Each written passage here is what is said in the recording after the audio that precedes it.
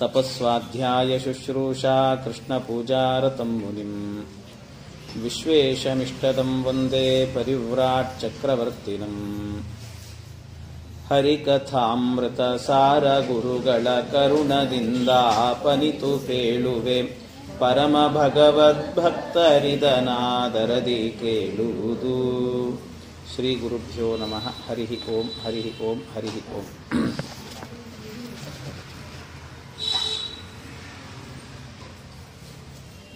ಪಂಚಮಹಾಯಜ್ಞ ಸಂಧಿಯಲ್ಲಿ 6ನೇ ಪದ್ಯ ಅಂದರೆ 5ನೇ ಅಗ್ನಿ. 5ನೇ ಅಗ್ನಿಯಲ್ಲಿ ದೇವತೆಗಳು ಮಾಡುವಂಥ ಹೋಮ ಹೇಗೆ ಅನ್ನೋದನ್ನು ವಿವರಿಸ್ತಾ ಇದ್ದಾರೆ. ಅಂದರೆ ಮೊದಲಿಗೆ ಅಂಬರ, ವಾರಿದ, ಭೂ, ಪಿತ, ಕೊನೆಯಲ್ಲಿ ಜನನಿ. ಜನನಿಯಲ್ಲಿ ಮಾಡತಕ್ಕಂಥ ಹೋಮವನ್ನು ದೇವತೆಗಳು ಹೇಗೆ ಮಾಡುತ್ತಾರೆ ಅನ್ನೋದನ್ನು ನಿರೂಪಣೆ ಮಾಡುತ್ತಾ ಇದ್ದಾರೆ. ಮತ್ತೆ ಯೋಷಾಗ್ನಿಯೊಳು ತಿಳಿಯುವುದು ಪಸ್ತ ತತ್ವವೇ ಸಮಿಧೆ ಕಾಮೋತ್ಪತ್ತಿ ಪರಮಾತುಗಳೇ ಧೂಮವು ಯೋನಿ ಮಹದರ್ಚಿ. ತತ್ಪ್ರವೇಶ ಅಂಗಾರ ಕಿಡಿಗಳು ಉತ್ಸಾಹಗಳುತ್ಸರ್ಜನವು ಪುರುಷೋತ್ತಮನಿಗದಾವ ಅವನೇ ಕೈಕೊಂಡು ಮನ್ನಿಸುವ. ಮತ್ತೆ ಯೋಷಾಗ್ನಿಯೊಳು ತಿಳಿಯುವುದು ಉಪಸ್ಥ ತತ್ವವೇ ಸಮಿಧೆ. ಇನ್ನು ಮುಂದೆ ಯೋಷಾಗ್ನಿಯೊಳು, ಕೊನೆಯಲ್ಲಿ ಸ್ತ್ರೀ ಅಂದರೆ ಯೋಷ ಅಂದರೆ ಸ್ತ್ರೀ ಅಂತ, ಯೋಷಿತ್ ಅಂತ. ಹಾಗೆ ಯೋಷ ಅಂದರೆ ಸ್ತ್ರೀ, ಹೆಣ್ಣು ಎನ್ನುವಂತ ಅಂದರೆ ಜನನಿ, ತಾಯಿಯ ಸ್ಥಾನದಲ್ಲಿರುವವಳು. ಹಾಗಾಗಿ ಆ ಜನನಿಯನ್ನೇ ಅಗ್ನಿ ಅಂತ ಚಿಂತನೆ ಮಾಡಬೇಕು. ಆ ಜನನಿ ಎನ್ನುವಂಥ ಅಗ್ನಿಯಲ್ಲಿ ಮುಂದೆ ತಿಳಿಬೇಕಾಗಿರುವಂತಹದ್ದು ತಿಳಿಯುವುದು ಉಪಸ್ಥ ತತ್ವವೇ. ಅಂದರೆ ಗುಪ್ತಾಂಗ ಅನ್ನುವಂತಹದ್ದೇನಿದೆ ಅದನ್ನ ಸಮಿತ್ತು ಅಂತ ತಿಳಿಬೇಕಂತೆ. ಇನ್ನು ಅಲ್ಲಿ ಇರುವಂತಹ ಅದು ಅಗ್ನಿ ಅಂತಂದ ಮೇಲೆ, ಆ ಜನನಿ ಎನ್ನುವವಳು ಅಗ್ನಿ ಅಂತ ಆದ ಮೇಲೆ ಅಗ್ನಿಗೆ ಬೇಕಾದದ್ದು ಸಮಿತ್ತು ಮತ್ತು ಧೂಮ, ಅರ್ಚಿ, ಅಂಗಾರ, ಕಿಡಿ, ಈ 5 ಸೇರ್ಬೇಕು. ಮತ್ತೆ ನಮಗೆ ಆ 5 ಯಾವುದು ಅಂದರೆ, ಒಂದು ಹೇಳಿದ್ದು ಉಪಸ್ಥ ತತ್ವವೇ ಸಮಿಧೆ. ಉಪಸ್ಥ ತತ್ವ ಎನ್ನುವಂತಹದ್ದು ಅಂದರೆ ಗುಪ್ತಾಂಗ ಎನ್ನುವಂತಹದ್ದು ಸಮಿತ್ತು. ಇನ್ನು ಧೂಮ ಯಾವುದು ಅಂದರೆ, ಧೂಮ ಎನ್ನುವಂತಹದ್ದು ಕಾಮೋತ್ಪತ್ತಿ ಮಾತುಗಳೇ ಧೂಮವು, ಆ ಕಾಲದಲ್ಲಿ ಬೇಕಾಗಿರುವ ಸರಸ ಸಲ್ಲಾಪದ ಮಾತುಗಳು ಅಂತ. ಇನ್ನು ಅದರ ಜೊತೆಗೆ ಯೋನಿ ಮಹದರ್ಚಿ. ಯೋನಿ ಮಹದರ್ಚಿ ಅಂದರೆ ಆ ಹೆಣ್ಣಿನ ಗುಪ್ತಾಂಗ ಎನ್ನುವಂತಹದ್ದೇನಿದೆ ಅದು ಮಹದರ್ಚಿ, ಜ್ವಾಲೆ ಅಂತ ಅರ್ಥ. ಇನ್ನು ಅದಾದ ನಂತರ ತತ್ಪ್ರವೇಶ ಅಂಗಾರ, ಆ ಪ್ರವೇಶ ಎನ್ನುವಂತಹದ್ದು ಅಂಗಾರ. ಇನ್ನು ಕಿಡಿಗಳು ಉತ್ಸಾಹಗಳು ಉತ್ಸರ್ಜನವು ಪುರುಷೋತ್ತಮನಿಗೆ ಅವಧಾನವೇನೆ ಕೈಕೊಂಡು ಮನ್ನಿಸುವ ಅಂತ. ಇನ್ನು ಆ ರತಿಸುಖ ಎನ್ನುವಂತಹದ್ದೇನಿದೆ, ಆ ರತಿಸುಖ ಎನ್ನುವಂತಹದ್ದು ಕಿಡಿಯಂತೆ. ಇನ್ನು ಕೊನೆಯಲ್ಲಾಗಬೇಕಾದ್ರೆ ಆ ಪುರುಷನ ಅವನ ರೇತೋತ್ಸರ್ಜನೆ ಎನ್ನುವಂತಹದ್ದು ಪುರುಷೋತ್ತಮನಿಗೆ ಹಾಕುವಂತಹ ಆಹುತಿ ಅಂತ. ಯಾರು ಅನುಸಂಧಾನವನ್ನ ಮಾಡ್ತಾರೋ ಆ ಅನುಸಂಧಾನ ಮಾಡಿದರೆ ಇದೊಂದು ದೊಡ್ಡ ಯಜ್ಞ ಅಂತ. ಅಂದರೆ ಇದು ದೇವತೆಗಳು ಮಾಡತಕ್ಕಂಥ ಯಜ್ಞ. ಅಂದರೆ ದೇವತೆಗಳು ಈ ಮೂಲಕವಾಗಿ ತಾಯಿಯ ಗರ್ಭದಲ್ಲಿ ಒಂದು ಜೀವವನ್ನು ತಂದು ಅವನನ್ನು 9 ತಿಂಗಳುಗಳ ಕಾಲ ಬೆಳೆಯುವಂತೆ ಮಾಡ್ತಾರಂತೆ. ಇಲ್ಲಿ ನಾನು ಹೆಚ್ಚು ವಿವರಣೆ ಕೊಡುವಂಥ ಅಗತ್ಯ ಇಲ್ಲ ಅಂತ ಭಾವಿಸ್ತೀನಿ. ಯಾಕೆಂದರೆ ಎಲ್ಲ ಪದಗಳು ಕೂಡ ಅರ್ಥ ಆಗುವಂತಹ ಪದಗಳು. ಅದರಿಂದಾಗಿ ಇದು ಕೊನೆಯಲ್ಲಿ ಹೇಳಬೇಕು ಅಂತಂದರೆ, ಒಟ್ಟಿನಲ್ಲಿ ಇದೆಲ್ಲ ಈ ಐತರೇಯ ಉಪನಿಷತ್ತಿನಲ್ಲಿ ಆಗಬೇಕಾದ್ರೆ ಬಹಳ ಸ್ಪಷ್ಟವಾಗಿ ಏನು, ಬರೀ ಒಂದು ವಿವಾಹ ಅಂತ ಆದ ನಂತರ ವಿವಾಹದ ನಂತರದಲ್ಲಿ ನಡೀತಕ್ಕಂಥ ಗರ್ಭಾಧಾನ ಎನ್ನುವ ಏನು ಸಂಸ್ಕಾರ ಇದೆ ಅದು ಒಂದು ಯಜ್ಞ ಅಂತ ಚಿಂತನೆ ಮಾಡಬೇಕೇ ಹೊರತು ಬರೀ ಅದನ್ನ ಪ್ರಾಣಿ ಪಶು ಪಕ್ಷಿಗಳು ಇರುವಂತೆ ಬದುಕುವಂತೆ ಆ ರೀತಿಯ ಬದುಕು ಮನುಷ್ಯರದ್ದಾಗಬಾರದಂತೆ. ಆ ಪ್ರತಿಯೊಂದು ಕೆಲಸಗಳು ಕೂಡ ಅದೊಂದು ಯಜ್ಞ ಅಂತ ಚಿಂತನೆ. ಹಾಗಾಗಿ ಆ ಯಜ್ಞ ಅಂತ ಚಿಂತನೆ ಮಾಡಬೇಕು ಅಂತ ಅದನ್ನ ಸ್ಪಷ್ಟವಾಗಿ ಐತರೇಯ ಉಪನಿಷತ್ತಿನಲ್ಲಿ ಹೇಳುತ್ತಾರೆ. ಪುರುಷೇ ಹವಾ ಅಯಮಾದಿತ್ಯೋ ಗರ್ಭೋ ಭವತಿ ಯದೇತದ್ರೇತಃ ತದೇತತ್ ಸರ್ವೇಭ್ಯೋ ಅಂಗೇಭ್ಯಸ್ತೇಜಸ್ ಸಂಭೂತಂ. ಎಲ್ಲವೂ ಕೂಡ ಇದು ಪರಮಾತ್ಮನಿಗೆ ಸಮರ್ಪಣೆ ಮಾಡತಕ್ಕಂಥ ಆಹುತಿ. ಇದೊಂದು ಯಜ್ಞ ಅಂತ ಚಿಂತನೆ ಮಾಡಬೇಕಂತೆ. ಸರ್ವಾಂಗದಲ್ಲೂ ಕೂಡ ಇದು ಯಜ್ಞ ಅಂತ ಚಿಂತನೆ ಮಾಡಬೇಕು. ಹೀಗೆ ಚಿಂತನೆಯನ್ನು ಮಾಡಿದರೆ ಅದು ಮಹಾಫಲ ಎನ್ನುವಂತಹದ್ದು ಕೊಡುತ್ತೆ. ಅಂದರೆ ಸಜ್ಜೀವ ಎನ್ನುವಂಥವನು ಹುಡ್ತಾನೆ ಅಂತ ಹೇಳ್ತಾರೆ, ಮಹಾಜೀವ ಎನ್ನುವಂಥವನು. ಅದರಿಂದಾಗಿ ಅದಕ್ಕೆ ಹೆಸರೇ ಏನು ಅಂತ ಹೇಳಿದ್ರೆ ಗರ್ಭ ಆದಾನ ಅಂತ ಹೇಳ್ತಾರೆ. ಗರ್ಭ ಆದಾನ ಅದು ಬಹಳ ಜನ ಗೊತ್ತಿಲ್ಲ, ಅದು ಗರ್ಭ ದಾನ ಅಂತ ತಿಳ್ಕೊಂಡ್ಬಿಟ್ಟಿರ್ತಾರೆ. ದಾನ ಅಲ್ಲ, ಅದು ಆದಾನ ಅಂತ. ಹಾಗೆ ಗರ್ಭದಲ್ಲಿ ಆ ಜೀವನನ್ನ ಇಡುವಂತಹದ್ದಲ್ಲಿ ಇಟ್ಟು ಅವನಿಗೆ ಸಂಸ್ಕಾರವನ್ನು ಕೊಡತಕ್ಕಂಥದ್ದು. ಹೀಗೆ ಗರ್ಭ ಆದಾನ ಅನ್ನುವಂಥ ಗರ್ಭಾದಾನವೆಂಬಂಥ ಆಹುತಿಯನ್ನ ನೀಡಿ ಅಗ್ನಿಯಲ್ಲಿ ನಿಯಾಮಕನಾಗಿರತಕ್ಕಂತಹ ಅನಿರುದ್ಧ ರೂಪಿ ಪರಮಾತ್ಮನನ್ನ ಅಲ್ಲಿ ಸ್ಮರಣೆ ಮಾಡಬೇಕು. ಅನಿರುದ್ಧ ಯಾಕೆಂದ್ರೆ ತಾಯಿಗೆ ಬಂದ ಕೂಡಲೇನೆ ನಾರಾಯಣ, ವಾಸುದೇವ, ಸಂಕರ್ಷಣ, ಪ್ರದ್ಯುಮ್ನ, ಕೊನೆಯಲ್ಲಿ ಅನಿರುದ್ಧ ಜನನಿಯಲ್ಲಿ. ಹಾಗಾಗಿ ಅಂಬರ, ವಾರಿದ, ಭೂ, ಪಿತ, ಜನನಿ. ಜನನಿಗೆ ಬರುವಾಗ ಅನಿರುದ್ಧ. ಆ ಅನಿರುದ್ಧ ಅಂತ ಹೇಳಿದಾಗ ಆಗಲೇ ಹೇಳಿದಂತೆ ಏನು 5 ಸಮಿತ್ತು ಮತ್ತು ಧೂಮ, ಅರ್ಚಿ ಮತ್ತು ಅಂಗಾರ ಮತ್ತು ಕಿಡಿ, ಈ 5 ಏನಿದೆ 5ರಲ್ಲೂ ಕೂಡ ಮತ್ತೆ 5 ರೂಪಗಳ ಚಿಂತನೆಯನ್ನು ಮಾಡಬೇಕು. ಭಗವಂತನ 5 ರೂಪಗಳನ್ನು. ಅಂದ್ರೆ ಇವನು ಅನಿರುದ್ಧ. ಹಾಗಾಗಿ ಅನಿರುದ್ಧ ನಾರಾಯಣ ಸಮಿತಿನಲ್ಲಿ, ಅನಿರುದ್ಧ ನಾರಾಯಣ, ಅನಿರುದ್ಧ ವಾಸುದೇವ, ಅನಿರುದ್ಧ ಸಂಕರ್ಷಣ, ಅನಿರುದ್ಧ ಪ್ರದ್ಯುಮ್ನ, ಅನಿರುದ್ಧ ಅಂತ ಹೀಗೆ 5 ರೂಪಗಳನ್ನು ಕೂಡ ಚಿಂತನೆ ಮಾಡಬೇಕಂತೆ ಭಗವಂತನದ್ದು. ಈ ರೀತಿಯಲ್ಲಿ ಮಾಡಿದಾಗ ಆ ಯಜ್ಞ ಎನ್ನುವಂತಹದ್ದನ್ನ ಪರಮಾತ್ಮ ಕೈಕೊಂಡು ಮನ್ನಿಸುವ. ಇಂತಹ ಏನಾದರೂ ಇದು ಯಜ್ಞ ಅಂತ ಅನುಸಂಧಾನವನ್ನು ಮಾಡಿಕೊಂಡು ಯಾರು ಮಾಡ್ತಾರೋ ಅಂಥವರಿಗೆ ಆ ಯಜ್ಞವನ್ನ ಸ್ವೀಕಾರ ಮಾಡಿ ಭಗವಂತ ಅವರಿಗೆ ಮನ್ನಿಸುವ ಅಂತ ಹೇಳಿದ್ರೆ ಮೋಕ್ಷ ಎನ್ನುವಂತ ಮಹಾಫಲವನ್ನೇ ಕೊಡ್ತಾನಂತೆ ಪರಮಾತ್ಮ. ಅದನ್ನು ಸ್ವೀಕಾರ ಮಾಡಿ ಮೋಕ್ಷ ಎನ್ನುವಂತಹ ಫಲವನ್ನು ಕೊಟ್ಟು ಬಿಡ್ತಾನೆ. ಅಂದ್ರೆ ಪಂಚಾಗ್ನಿ ರೂಪಿಯಾಗಿರುವಂತಹ ಪರಮಾತ್ಮನನ್ನ ಈ ರೀತಿ ಚಿಂತನೆ ಮಾಡಬೇಕು ಅಂತ ಹೇಳ್ತಾರೆ. ಇಷ್ಟನ್ನು ಹೇಳಿ ಮುಂದೆ ಹೇಳ್ತಾ ಇದ್ದಾರೆ ದಾಸರು. 5 ಅಗ್ನಿಗಳಲ್ಲಿ ಮರೆಯದಲೈದು ರೂಪಾತ್ಮಕನ 25 ರೂಪಗಳನ್ನು ದಿನನೆವರಿಗೆ ಜನುಮಗಳ 5 ನಳಿನಾಕ್ಷರಣದೊಳು ಮೈದು ನನ ಕಾಯ್ದಂತೆ ಸಲಹುವ ಬೈದವಗೆ ಗತಿಯಿತ್ತ ಭವಹರ ಭಕ್ತ ವತ್ಸಲನು. 5 ಅಗ್ನಿಗಳಲ್ಲಿ ಮರೆಯದಲೆ 5 ರೂಪಾತ್ಮಕನ 25 ರೂಪಗಳ ಅನುದಿನದಿ. ಎಷ್ಟು ಅದ್ಭುತವಾಗಿದೆ. 5 ಅಗ್ನಿಗಳಲ್ಲಿ ಏನು ಹೇಳಿದ್ವಿ ಹಿಂದೆ ಹೇಳಿದಂತ ಅಂಬರ ಮತ್ತು ವಾರಿದ, ಭೂ, ಪಿತ, ಜನನಿ, ಈ 5ರಲ್ಲೂ 5 ಅಗ್ನಿಗಳಲ್ಲೂ ಕೂಡ ಭಗವಂತನ ಮರೆಯದಲೆ 5 ರೂಪಾತ್ಮಕನ 5 ರೂಪಗಳಿರುವಂತಹ ಪರಮಾತ್ಮನನ್ನ ಅದು ಏನಂತ 25 ರೂಪಗಳನ್ನು ದಿನದಿ. ಮೊದಲು 5 ರೂಪದಲ್ಲಿದ್ದಾನೆ, ನಾರಾಯಣ, ವಾಸುದೇವ, ಸಂಕರ್ಷಣ, ಪ್ರದ್ಯುಮ್ನ, ಅನಿರುದ್ಧ.